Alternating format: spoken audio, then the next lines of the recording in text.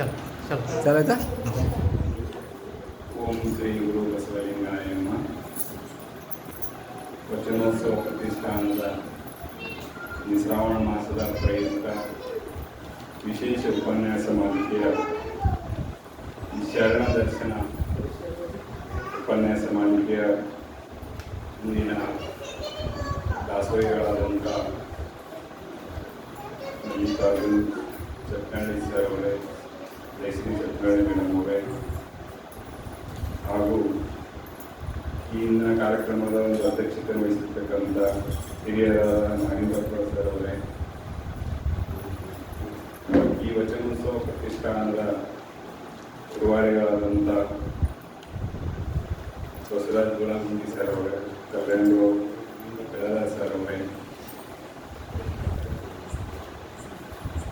ಮತ್ತು ಬ್ಯಾಂಕ್ ಕಾಲನಿಯ ನೀಲಮ್ಮನ ಬಳಗದ ಎಲ್ಲ ತಾಯಂದಿರೇ,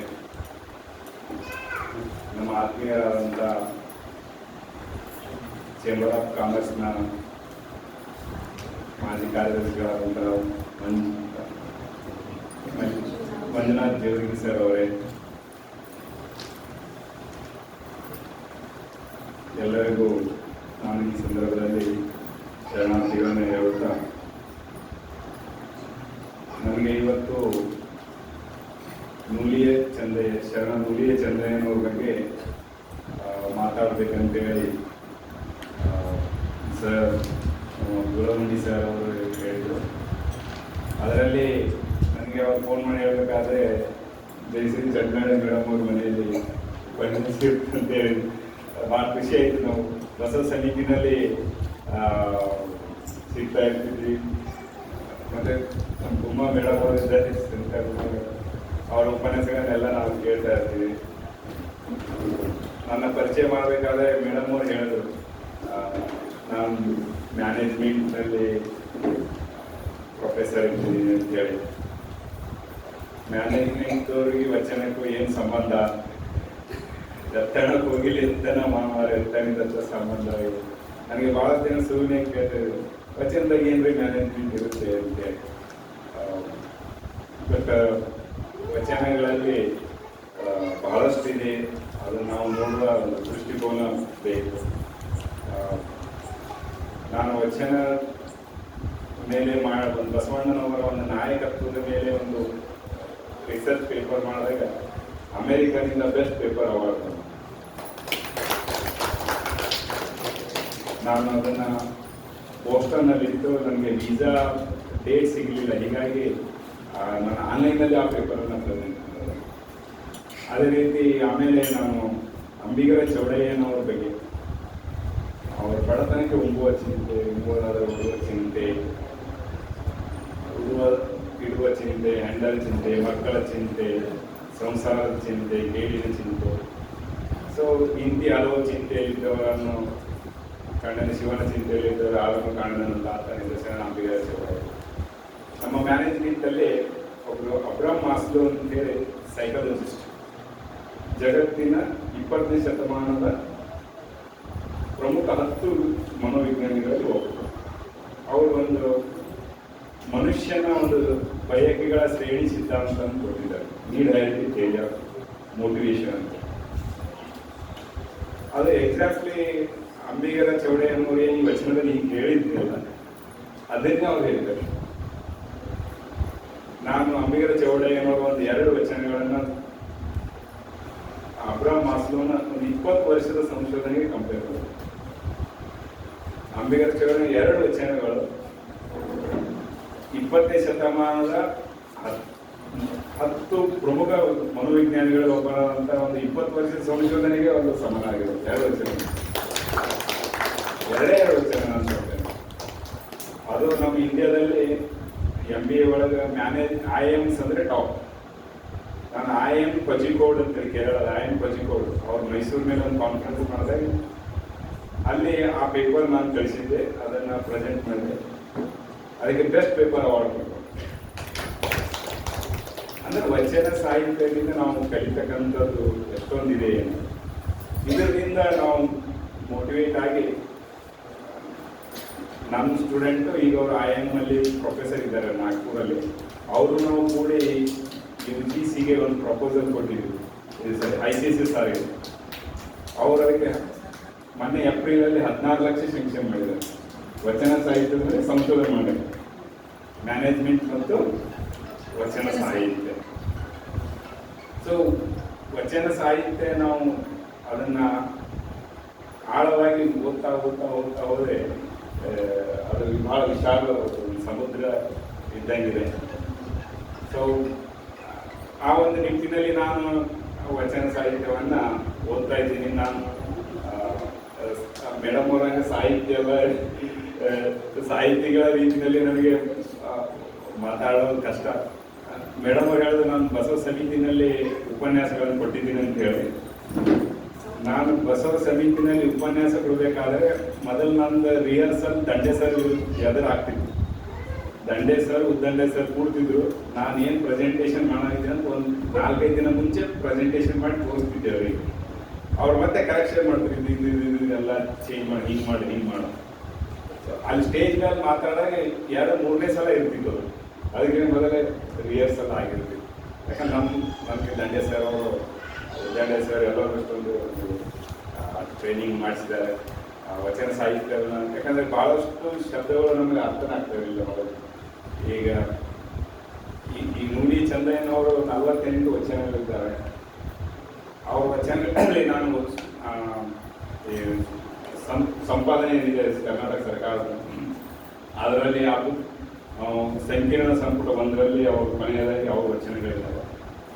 ಅದರಲ್ಲಿ ಕಠಿಣ ಶಬ್ದ ಏನು ಕೊಟ್ಟಿದ್ದಾರೆ, ಅಲ್ಲಿ ಸಹಿತ ಎಲ್ಲ ಶಬ್ದಗಳ ಅರ್ಥ ಇಲ್ಲ. ಹೀಗಾಗಿ ನಮ್ಮಂಥ ಓದುಗರಿಗೆ, ಹೊಸ ಓದುಗರಿಗೆ ಭಾಳ ಕಷ್ಟ ಆಗುತ್ತೆ.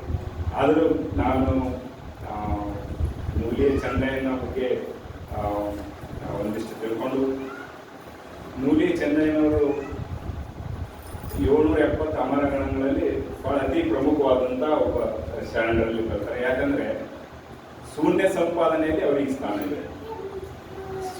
ನಾನು ಶೂನ್ಯ ಸಂಪಾದನೆಯನ್ನು ತಿಳ್ಕೊಳ್ಳೋಕ್ಕೆ ಬೇಲಿಮಠ ಸ್ವಾಮಿಗಳು, ಸುರಪುರ ಸ್ವಾಮಿಗಳು ಅಣುವಿನ ಅನುಸಂಧಾನ ಅಂತೇಳಿ ಒಂದು ಉಪನ್ಯಾಸ ಕೊಟ್ಟಿದ್ರು ಬಸವ ಸಮಿತಿಯಿಂದ. ಅವರು 3 ತಾಸು ನೂಲಿ ಚಂದಯ್ಯ ಸಂಪಾದನೆ ಬಗ್ಗೆ ಮಾತಾಡ್ತಾರೆ.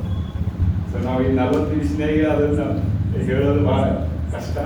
ಸಾಧ್ಯ ಆದಷ್ಟು ನನಗೆ ಎಷ್ಟು ತಿಳಿದಿದೆ ಅದನ್ನು ನಮ್ಮೊಂದಿಗೆ ಹಂಚ್ಕೊಳ್ಳೋಕ್ಕೆ ಇಷ್ಟಪಡ್ತೀನಿ. ತಾವೆಲ್ಲ ತಿಳಿದೋರಿದ್ದೀರಿ. ಇದೊಂದು ಸಂದರ್ಭ ನಮ್ಮ ಅನುಭವಗಳನ್ನು ಹಂಚಿಕೊಳ್ಳೋಕ್ಕೆ. ಈ ಒಂದು ಕಾರ್ಯಕ್ರಮದಿಂದ ನಾನು ಹೆಚ್ಚಿಗೆ ಓದ್ಕೊಂಡಿದ್ದೀನಿ. ಸೊ ಅದು ನನಗೆ ಭಾಳ ಖುಷಿಯಾಗುತ್ತೆ. ಹೊಸದು ಕಲೀಲಿಕ್ಕೆ ಅವಕಾಶ ಸಿಗುತ್ತೆ. ನಾನು ನೂಲಿಯ ಚಂದಯ್ಯನವರ ವಚನಗಳನ್ನು ಯಾವ್ಯಾವ ಒಂದು ನಿಟ್ಟಿನಲ್ಲಿ ನಾವು ನೋಡಬೇಕು ಅಂತಂದಾಗ, ಅವರು ಕಾಯಕ ಮತ್ತು ದಾಸೋಹಕ್ಕೆ, ಅದರಲ್ಲಿ ಅತಿ ಮುಖ್ಯವಾಗಿ ಜಂಗಮ ದಾಸೋಹ ಅಂತಕ್ಕಂಥದ್ದು ಬಹಳ ಮುಖ್ಯವಾಗಿ ಅವರ ವಚನದಲ್ಲಿ ನಾವು ನೋಡ್ತೇವೆ. ತಾವೆಲ್ಲ ತಿಳಿದಿರುವ ಹಾಗೆ ಶೂನ್ಯ ಸಂಪಾದನೆಯಲ್ಲಿ ಅವ್ರ ಬಗ್ಗೆ ಒಂದು ಕತೆ ಪ್ರಾರಂಭ ಆಗುತ್ತೆ. ಅವರು ಕಾಯಕದಲ್ಲಿ ಎಷ್ಟೊಂದು ನಿರತರಾಗಿರ್ತಿದ್ರು ಅನ್ನೋದಕ್ಕೆ. ನಾವು ಕಾಯಕದ ಬಗ್ಗೆ ಮಾತಾಡೋದಾದರೆ ಐದಕ್ಕಿ ಲಕ್ಕಮ್ಮ ಮಾರಯ್ಯ, ಅವ್ರ ನಂತರ ನಾವು ನೂಲಿಯ ಚಂದಯ್ಯನ ಬಗ್ಗೆ ನಾವು ಮಾತಾಡೋದು. ಶೂನ್ಯ ಸಂಪಾದನೆಯಲ್ಲಿ ಆಗಿದೆ. ಐದಕ್ಕಿ ಮಾರಯ್ಯ ಮತ್ತು ದಂಪತಿಗಳ ಸಂಪಾದನೆ ಆದ ನಂತರ ನೂಲಿಯ ಚಂದಯ್ಯನ ಸಂಪಾದನೆ ಬರುತ್ತೆ. ಆ ಒಂದು ನಾವು ಕಥೆಯಲ್ಲಿ ನೋಡ್ತಿರ್ತೀವಿ, ಅವರ ಹಗ್ಗ ಕಾಯಕ ಮಾಡ್ತಿರ್ತಾರೆ. ಹಗ್ಗ ಹೊಸದು ದಂಡೆ ಸರ್ ಅವರು ಒಂದು ಬುಕ್, ಕಲ್ಯಾಣದ ಶರಣರು ಅಂತೇಳಿ ಒಂದು ಬುಕ್ ಪಬ್ಲಿಷ್ ಮಾಡಿದ್ದಾರೆ. ಅದರಲ್ಲಿ ಆ ಕಾಲದಲ್ಲಿ 1500ಕ್ಕಿಂತ ಹೆಚ್ಚು ಕಾಯಕ ಮಾಡ್ತಕ್ಕಂಥ ಶರಣರು ಕಲ್ಯಾಣದಲ್ಲಿ ಇದ್ದರು ಅಂತೇಳಿ. ಅದರಲ್ಲಿ ನೂಲಿ ಚಂದಯ್ಯನವರು ಹಗ್ಗ ಹೊಸಿತಕ್ಕಂಥ ಕಾಯಕವನ್ನು ಮಾಡ್ತಾ ಇದ್ದರು. ಅವರು ಬಿಜಾಪುರ ಜಿಲ್ಲೆ ಸಿಂಗಿ ತಾಲೂಕು ಶಿವಣಿಗೆ ಅಂತಕ್ಕಂಥ ಗ್ರಾಮದಿಂದ ಬಂದವರು. 1107ರಲ್ಲಿ ಅವರು ಜನಿಸಿದ್ರು ಅಂತೇಳಿ ನಮಗೆ ಆಧಾರ ಪಬ್ಲಿಷ್ ಏನಾಗಿದೆ ಅಂತ ಸಿಗುತ್ತೆ. ಅವರು ಬಸವಣ್ಣನವರ ಈ ಒಂದು ವಚನ ಸಾಹಿತ್ಯ ಪ್ರಭಾವದಿಂದ ಅವರು ಕಲ್ಯಾಣಕ್ಕೆ ಬಂದು ಒಂದು ಅನುಭವ ಮಂಟಪದಲ್ಲಿ ಸೇರಿಕೊಂಡರು. ನಾವು ಇವತ್ತು ನಾನು ಸಂಶೋಧನೆ ಮಾಡ್ತಾ ಇರಬೇಕಾದ್ರೆ, ಓದ್ತಾ ಇರಬೇಕಾದ್ರೆ ಅವರು ಈ ಅಲೆಮಾರಿ ಜನಾಂಗಕ್ಕೆ ಇವತ್ತಿನ ಜನ ಅಲೆಮಾರಿ ಜನಾಂಗದಲ್ಲಿ ಸೇರಿದಂಥ ಒಂದು ಜನಾಂಗದಿಂದ ಬಂದರ ಅಂತ ಹೇಳ್ತಾರೆ. ಅಂದರೆ ಅಂಥ ಒಂದು ತಳವರ್ಗದವರನ್ನ ಒಂದು ಏನೊಂದು ಸಾಕ್ರೆಟಿಸ್ ಅರಿಸ್ಟಾಟಲ್ ಬೇಡುವಂಥ ಒಂದು ಥಿಂಕರ್ ಲೆವೆಲ್ಗೆ ತರ್ತಕ್ಕಂಥ ಒಂದು ಕೆಲಸವನ್ನ ಬಸವಣ್ಣನವರು ಆ ಒಂದು ಕಾಲದಲ್ಲಿ ಮಾಡಿದರು.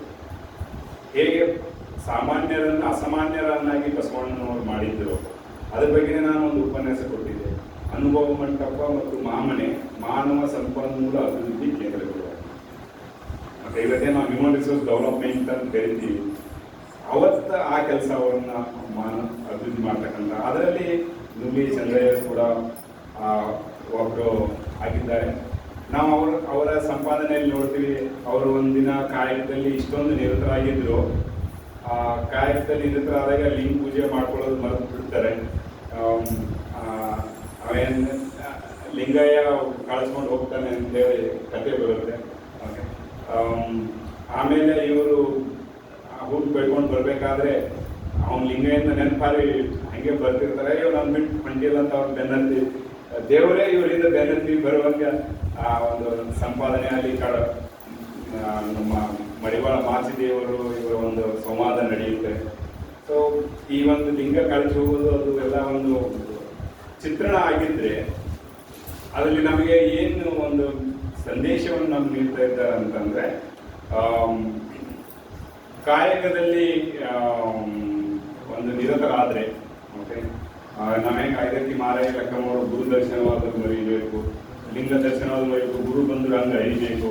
ಓಕೆ ಅಮರೇಶ್ವರ ಲಿಂಗ ಕೂಡ ಕಾಯಕಗಳು ಅಂತಕ್ಕಂಥ ಅದೇ ರೀತಿಯ ವಚನಗಳನ್ನು ನುಲಿ ಚಂದಯ್ಯನವ್ರದ್ದು ವಚನ ಇದೆ. ಸೊ ಇಲ್ಲಿ ಈ ಒಂದು ಸಂದರ್ಭದಿಂದ ನಮಗೆ ಏನು ಅರ್ಥ ಆಗುತ್ತೆ ಅಂದ್ರೆ ಬಹಳಷ್ಟು ಜನ ಶರಣರು ಕಾಯಕದ ವರ್ಗದಿಂದ ಬಂದವರಾಗಿದ್ದರು. ಅವರಿಗೊಂದು ಪ್ರಶ್ನೆ ಏನಿತ್ತು, ನಾವು ಲಿಂಗ ಪೂಜೆ ಇದರಲ್ಲೇ ನಾವು ಜಾಸ್ತಿ ಕಾಲ ಕಳೆದ್ರೆ ಕೆಲಸ ಮಾಡೋದು ಹೇಗೆ? ನಮಗೆ ಕೆಲಸನೇ ಲಿಂಗ ಪೂಜೆ, ವರ್ಕ್ ಈಸ್ ವರ್ಸಿಂಗ್. ಓಕೆ ಸೊ ನಾವು ಕಾಯಕದಲ್ಲೇ ದೇವರನ್ನ ಕಾಣಬೇಕು ಅಂತಕ್ಕಂಥ ಆ ಒಂದು ನುಲಿ ಚಂದಯ್ಯ ಮಡಿವಾಳ ಮಾಚದೇವರ ಸಂವಾದ ಮುಂದೆ ಅವರು ಅನುಭವ ಮಂಟಪಕ್ಕೆ ಬರ್ತಾರೆ. ಕಾಯಕ ಸತ್ಯಶುದ್ಧ ಕಾಯಕ ಮಾಡಿ ದಾಸೋಹ ಮಾಡೋದ್ರಲ್ಲಿ ನಾವು ದೇವರನ್ನ ಕಾಣೋದು ಅಥವಾ ಲಿಂಗ ಪೂಜೆ ಮಾಡಿ ದೇವರು ಕಾಣಬೇಕು, ಆ ಒಂದು ಇಬ್ಬರು ಸಂವಾದ ನಡೆಯುತ್ತೆ. ಕೊನೆಗೆ ಅನುಭವ ಮಂಟಪಕ್ಕೆ ಬಂದು ಅವರು ಬಸವಣ್ಣನವರು ಪ್ರಭುಗಳ ಬಗ್ಗೆ ಉತ್ತರ ಹೇಳ್ತಾರೆ. ಮೊದಲು ಅಲ್ಮ ಪ್ರಭುಗಳ ಜೊತೆಗೆ ಸಂವಾದ ಆಗುತ್ತೆ. ಆಮೇಲೆ ಅಲ್ಮ ಪ್ರಭುಗಳು ಹೇಳ್ತಾರೆ ಇದೆಲ್ಲ ಇದಕ್ಕೆ ಬಸವಣ್ಣನವರು ಉತ್ತರ ಕೊಡ್ತಾರೆ ಅಂತ ಹೇಳ್ತಾರೆ. ಆಮೇಲೆ ಬಸವಣ್ಣನವರು ಹೇಳ್ತಾರೆ ಇಲ್ಲ ಇದಕ್ಕೆ ಚಂದ ಬಸವಣ್ಣನವರು ಉತ್ತರ ಕೊಡ್ತಾರೆ ಅಂತ ಹೇಳ್ತಾರೆ. ಕೊನೆಗೆ ಈ ಎಲ್ಲ ಸಂವಾದದಲ್ಲಿ ನುಲಿ ಚಂದಯ್ಯನವರಿಗೆ ಅರ್ಥ ಆಗುತ್ತೆ, ನಾವು ಕಾಯಕ ದಾಸೋಹದ ಜೊತೆಗೇನೆ ನಾವು ಲಿಂಗ ಪೂಜೆ ಕೂಡ ಮಾಡಬೇಕು, ಒಂದು ಬಿಟ್ಟು ಇನ್ನೊಂದು ಇರಲಿಕ್ಕೆ ಸಾಧ್ಯ ಇಲ್ಲ. ಸೊ ದೇಹ ಬಿಟ್ಟು ಜೀವ ಬಿಟ್ಟು ದೇಹ ಇರೋದಿಲ್ಲ, ದೇಹ ಬಿಟ್ಟು ಜೀವ ಇರೋದಿಲ್ಲ. ಹಾಗೆ ಕಾಯಕ ದಾಸೋಹ ಲಿಂಗ ಪೂಜೆ ಇವು ಇರಲೇಬೇಕು. ಸೊ ನಾವು ಕಾಯಕ ಜೀವಿಗಳು ಸಂಸಾರಿಗಳು ಆದಂಥವರು. ಸೊ ನಮ್ಮ ಒಂದು ಕಾಯಕದಿಂದ ಬಂದಂಥ ಇದರಲ್ಲಿ ಒಂದು ಸಮಾಜ ಸೇವೆ ಮಾಡಿದ್ದು ಜೊತೆಗೇ ನಾವು ನಮ್ಮದಾಗಿಯೇ ಆತ್ಮ ಸಾಕ್ಷಾತ್ಕಾರಕ್ಕಾಗಿಯೇ ದೇವರನ್ನ ಕಾಣೋದಕ್ಕೆ ಆ ಬಯಲಿನಲ್ಲಿ ಸೇರೋದಕ್ಕಾಗಿ ಅಂಗಲಿಂಗ ಸಾಮರಸ್ಯ ಶೂನ್ಯ ಸಂಪಾದನೆ ಮಾಡಲಿಕ್ಕೆ ನಾವು ಸ್ವಂತ ಏನಂದರೆ ಆ ಒಂದು ಲಿಂಗಾಂಗ ಅನುಸಂಧಾನದಲ್ಲಿ ತೊಡಗಿಕೊಳ್ಬೇಕು ಅಂತಕ್ಕಂಥದ್ದನ್ನು ಅವರಿಗೆ ಅರಿವು ಮಾಡಿಸಿಕೊಡ್ತಾರೆ. ಸೊ ಅವ್ರಿಗೆ ಅರಿವು ಮಾಡಿಸಿಕೊಡ್ತಾರೆ ಅಂತಂದರೆ ಇಲ್ಲಿ ಅನುಭವ ಮಂಟಪದಲ್ಲಿ ಈ ಶರಣರ ನಡುವಿನ ಸಂವಾದದ ಜೊತೆಗೆ ಅವರು ಒಬ್ರಿಗೊಬ್ಬರಿಗೆ ಹೇಳೋದು ಅಷ್ಟೇ ಅಲ್ಲದೆ ಇಡೀ ಸಮಾಜಕ್ಕೆ ಆ ಒಂದು ಮೆಸೇಜ್ ಕೊಡ್ತಾ ಇರ್ತಾರೆ. ಇವತ್ತು ನಾವಾದರೂ ಕೂಡ ಏನಂದರೆ ನಾವು ಎಷ್ಟೋ ಸಲ ನಮಗೆ ಕೆಲಸದ ಒತ್ತಡದಲ್ಲಿ ನಮಗೆ ಲಿಂಗ ಪೂಜೆ ಮಾಡ್ಕೊಳ್ಳೋ ಟೈಮ್ ಸಿಗಲ್ಲ ಅಂತೀವಿ. ಆದ್ರೂ ಕೆಲಸದ ಜೊತೆಗೆ ನಮಗೆ ಲಿಂಗ ಪೂಜೆ ಮಾಡ್ಕೊಳ್ಳೋಕ್ಕೆ ಒಂದಿಷ್ಟು ಸಮಯ ಅವಕಾಶವನ್ನು ನಾವು ಮಾಡ್ಕೋಬೇಕು ಅಂತಕ್ಕಂಥ ಒಂದು ಸಂದೇಶ ಇದರಲ್ಲಿ ನಮಗೆ ಸಿಗುತ್ತೆ. ನಾನು ಈ ವಚನಗಳ ಒಂದು ಸಮಾಜದ ಮೇಲೆ ಏನು ಪರಿಣಾಮ ಇದೆ ಮತ್ತು ಅವತ್ತಿನ ದಿನ ಶರಣರು ಈ ವಚನ ಚಳವಳಿಯ ಮೂಲಕ ಏನು ಒಂದು ಹೊಸ ಸಮಾಜವನ್ನು ನಿರ್ಮಾಣ ಮಾಡಿದರು. ಅಲ್ಲಿ ಬಸವಣ್ಣನವರು ಹೇಳ್ತಾರೆ, ಕಲ್ಯಾಣದಲ್ಲಿ ಎಲ್ಲರೂ ಕೊಡುವರೇ, ಬೇಡುವರಿಲ್ಲದೆ ಬಡವನಾದೆನಯ್ಯ ಅಂತ ಹೇಳಿ. ಸೊ ಅಂಥ ಒಂದು ಖುಷಿ ಸಮಾಜವನ್ನು, ಸಂತೋಷಭರಿತವಾದಂಥ ಸಮಾಜವನ್ನು ಅವರು ಅಲ್ಲಿ ನಿರ್ಮಾಣ ಮಾಡಿದ್ರು ಆ ಕಾಲದಲ್ಲಿ. ನಾನು ಈಗ ಪ್ರತಿ ವರ್ಷ ಒಂದು ವರ್ಲ್ಡ್ ಹ್ಯಾಪಿನೆಸ್ ಇಂಡೆಕ್ಸ್ ಅಂತ ಬರುತ್ತೆ, ಜಗತ್ತಿನಲ್ಲಿ ಯಾವ ದೇಶದಲ್ಲಿ ಜನ ಬಹಳ ಖುಷಿ ಸಂತೋಷದಿಂದಿದ್ದಾರೆ ಅಂತ ರ್ಯಾಂಕಿಂಗ್ ಮಾಡ್ತಾರೆ. ನಮ್ಮ ಇಂಡಿಯಾ 42ನೇ ಪ್ಲೇಸ್ನಲ್ಲಿ ಇದೆ. ಡೆನ್ಮಾರ್ಕ್, ನಾರ್ವೆ, ಯುರೋಪಿಯನ್ ರಾಷ್ಟ್ರ ಅವ್ರು ನಂಬರ್ 1, 2 ಇದ್ದಾರೆ. ಸೊ ನನಗೆ ಪ್ರಶ್ನೆ ಬರುತ್ತೆ, ನಾವು ಜಗತ್ತಿಗೆ ಅಧ್ಯಾತ್ಮವನ್ನು ಕೊಟ್ಟಂಥವ್ರು. ಬಸವಣ್ಣನವರು 12ನೇ ಶತಮಾನದಲ್ಲಿ ಬೇಡುವರು ಇಲ್ಲದೆ ಬಡವನಾದಿನೆಯ ಕೊಡುವವರಿಗೆ ಖುಷಿಯಿಂದಿರ್ತಕ್ಕಂಥ ಒಂದು ಸಮಾಜವನ್ನು ನಿರ್ಮಾಣ ಮಾಡಿದರು. ಆದರೆ ಇವತ್ತು ಯಾಕೆ ನಾವು ಆ ಒಂದು ಇದರಲ್ಲಿ ಇದ್ದೀವಿ? ನನಗೆ ಒಂದು ಸ್ವಲ್ಪ ಗೂಗಲಲ್ಲಿ ಸರ್ಚ್ ಮಾಡಿದೆ ನಾನು, ಯಾಕೆ ಡೆನ್ಮಾರ್ಕ್, ನಾರ್ವೆಯಲ್ಲಿ ಜನ ಖುಷಿಯಿಂದಿದ್ದಾರೆ, ನಾವೇ ಖುಷಿಯಿಂದಿಲ್ಲ ಅಂತೇಳಿ. ಆವಾಗ ನಮಗೆ ಗೊತ್ತಾಗಿದ್ದು ಏನಂತಂದರೆ, ನಾವು ಇನ್ನೂ ಬೇಕು ಅಂತ ಇವತ್ತು ಹೇಳ್ತಾ ಇದ್ದೀವಿ. ನಾನು ಎಷ್ಟು ಇದ್ರೂ ಕಡಿಮೆ, ಇನ್ನೂ ಬೇಕು ಅಂತೀವಿ. ಆದರೆ ಅಲ್ಲಿ ಹೇಗಿದೆ ಅಂದರೆ ಅವರು ಡಿಸಿಪ್ಲಿನ್ಡ್ ಇದ್ದಾರೆ. ನಮಗೆ ಎಷ್ಟು ಬೇಕು ಅಷ್ಟು ಬಂದರೆ ಸಾಕು, ಹೆಚ್ಚಿನ ಬೇಡ. ಮತ್ತೆ ಎಲ್ಲಾನು ಲೈಫನ್ನು ಬ್ಯಾಲೆನ್ಸ್ ಮಾಡೋದು, ಎಲ್ಲನೂ personal life, family life, social life ಎಲ್ಲದನ್ನು. ಸೊ ಅದನ್ನೇ 12ನೇ ಶತಮಾನದಲ್ಲಿ ಬಸವಣ್ಣವರು ಹೇಳಿದರು, ಒಂದು ಬ್ಯಾಲೆನ್ಸ್ ಲೈಫ್. ಪಕ್ಕ ಪ್ರಸಾದ, ಬಿಗ್ ಪ್ರಸಾದ, ನಮಗೆ ಎಷ್ಟು ಬೇಕು ಇಟ್ಕೊಂಡು ಉಳಿದಿದ್ದನ್ನು ಸಮಾಜ ಕೊಡ್ತಕ್ಕಂಥದ್ದು, ಇದ್ದಿದ್ರಲ್ಲೇ ಖುಷಿ ಪಡ್ತಕ್ಕಂಥದ್ದು. ಖುಷಿ ಅಂತಕ್ಕಂಥದ್ದು ಮಟೀರಿಯಲ್ನಲ್ಲಿ ಇಲ್ಲ, ಅದು ಇರ್ತಕ್ಕಂಥದ್ದು ಆತ್ಮದಲ್ಲಿದೆ ಅಂತಕ್ಕಂಥದ್ದು. ಅದಕ್ಕೆ ಅವ್ರು ಹೇಳ್ತಾರೆ, ಮನೆ ನೋಡ ಬಡವರು, ಮನ ನೋಡ ಘನ. ಸೊ ಸೊ ಶರಣರು ಅಷ್ಟೊಂದು ಮಾನಸಿಕವಾಗಿ ಅಷ್ಟೊಂದು ಸಂತೋಷದಿಂದ ಆಧ್ಯಾತ್ಮಿಕವಾಗಿ ಒಂದು ಉನ್ನತವಾದಂಥ ಅಚೀವ್ ಮಾಡ್ತಕ್ಕಂಥ ವ್ಯಕ್ತಿಗಳು ಶರಣರು ಇದ್ದರು. ಅಂಥವ್ರನ್ನ ಒಂದು ಬಸವಣ್ಣನವರ ಆ ಒಂದು ಅನುಭವ ಮಂಟಪದಲ್ಲಿ ರೂಪಿಸಿದರು. ಅವರಲ್ಲಿ ನಾವು ಈ ನೂಲಿಯ ಚೆನ್ನೈ ಕೂಡ ಒಬ್ಬರು ಬರ್ತಾರೆ. ಅವರು ಕಾಯಕದ ಬಗ್ಗೆ, ನಾನು ಅವ್ರ ವಚನಗಳನ್ನು ಒಂದು ಕಾಯಕದ ಬಗ್ಗೆ, ಒಂದು ಜಂಗಮ ದಾಸೋಹದ ಬಗ್ಗೆ, ಅವತ್ತಿನ ಶರಣರ ಬಗ್ಗೆ, ಮತ್ತು ಭಕ್ತ ಅಂದರೆ ಹೇಗೆ ಇರಬೇಕು, ಮತ್ತು ಎಂಥ ರೀತಿ ಕಾಯಕವನ್ನು ಮಾಡಬೇಕು. ಸೊ ಹೀಗೆ ಕೆಲವೊಂದು ವಿಷಯದಲ್ಲಿ ಆ ವಚನಗಳನ್ನು ನಾನು ಒಂದು ಗ್ರೂಪ್ ಮಾಡಿದ್ದೇನೆ. ಅದರಲ್ಲಿ ಅವರು ಕಾಯಕ ನಿಷ್ಠೆ ಬಗ್ಗೆ ಒಂದು ವಚನದಲ್ಲಿ ಹೇಳ್ತಾರೆ, ಆವಾವ ಕಾಯಕದಲ್ಲಿ ಬಂದಳು ಭಾವಶುದ್ಧವಾಗಿ ಗುರುಲಿಂಗ ಜಂಗಮಕ್ಕೆ ಮಾಡುವುದೇ ಶಿವಪೂಜೆ. ಮಾಡುವ ಮಾಟವಿಲ್ಲದೆ ಮಾತಿಗೆ ಮಾತಾಡುವುದು ಅದೇ ಥರ ಪೂಜೆ, ಅದು ಚಂಡೇಶ್ವರ ಲಿಂಗಕ್ಕೆ ಒಪ್ಪುವಲ್ಲ ಮಡಿವಾಳ. ಅದೇ ನಾವು ಹೇಳಿದ್ರೆ ಶೂನ್ಯ ಸಂಪಾದನೆಯಲ್ಲಿ ಮಡಿವಾಳ ಮಾಚಿದೇವರ ಜೊತೆ ಒಂದು ಸಂವಾದ ನಡೆಯುತ್ತಲ್ಲ, ಅವರು ಆ ಮಡಿವಾಳ ಮಾಚಿದೇವರಿಗೆ ಹೇಳ್ತಿರ್ತಾರೆ ಏನಂದರೆ, ನಾವು ಬಹಳ ಭಾವಶುದ್ಧವಾಗಿ ಅಂದ್ರೆ ನಿಷ್ಕಲ್ಮಶ ಮನಸ್ಸಿನಿಂದ ಅಂತ ಏನು ಹೇಳ್ತೀವಿ, ಆ ರೀತಿಯಾಗಿ ನಾವೊಂದು ಕಾಯಕ ಮಾಡಬೇಕು. ಯಾವುದೇ ಕಾಯಕ ಮಾಡಲಿ, ಯಾವುದೇ ಕಾಯಕ ಮಾಡಿದ್ರು ಅದಕ್ಕೆ ಬಸವಣ್ಣನವರು ಇನ್ನೊಂದು ಆ ಕಾಲದಲ್ಲಿ ಸೃಷ್ಟಿಸಿ ಅಂದರೆ ಡಿಗ್ನಿಟಿ ಆಫ್ ಲೇಬರ್. ಯಾವುದೇ ಕಾಯಕ ಮಾಡಿದ್ರು ಸೊ ಎಲ್ಲದಕ್ಕೂ ಗೌರವ.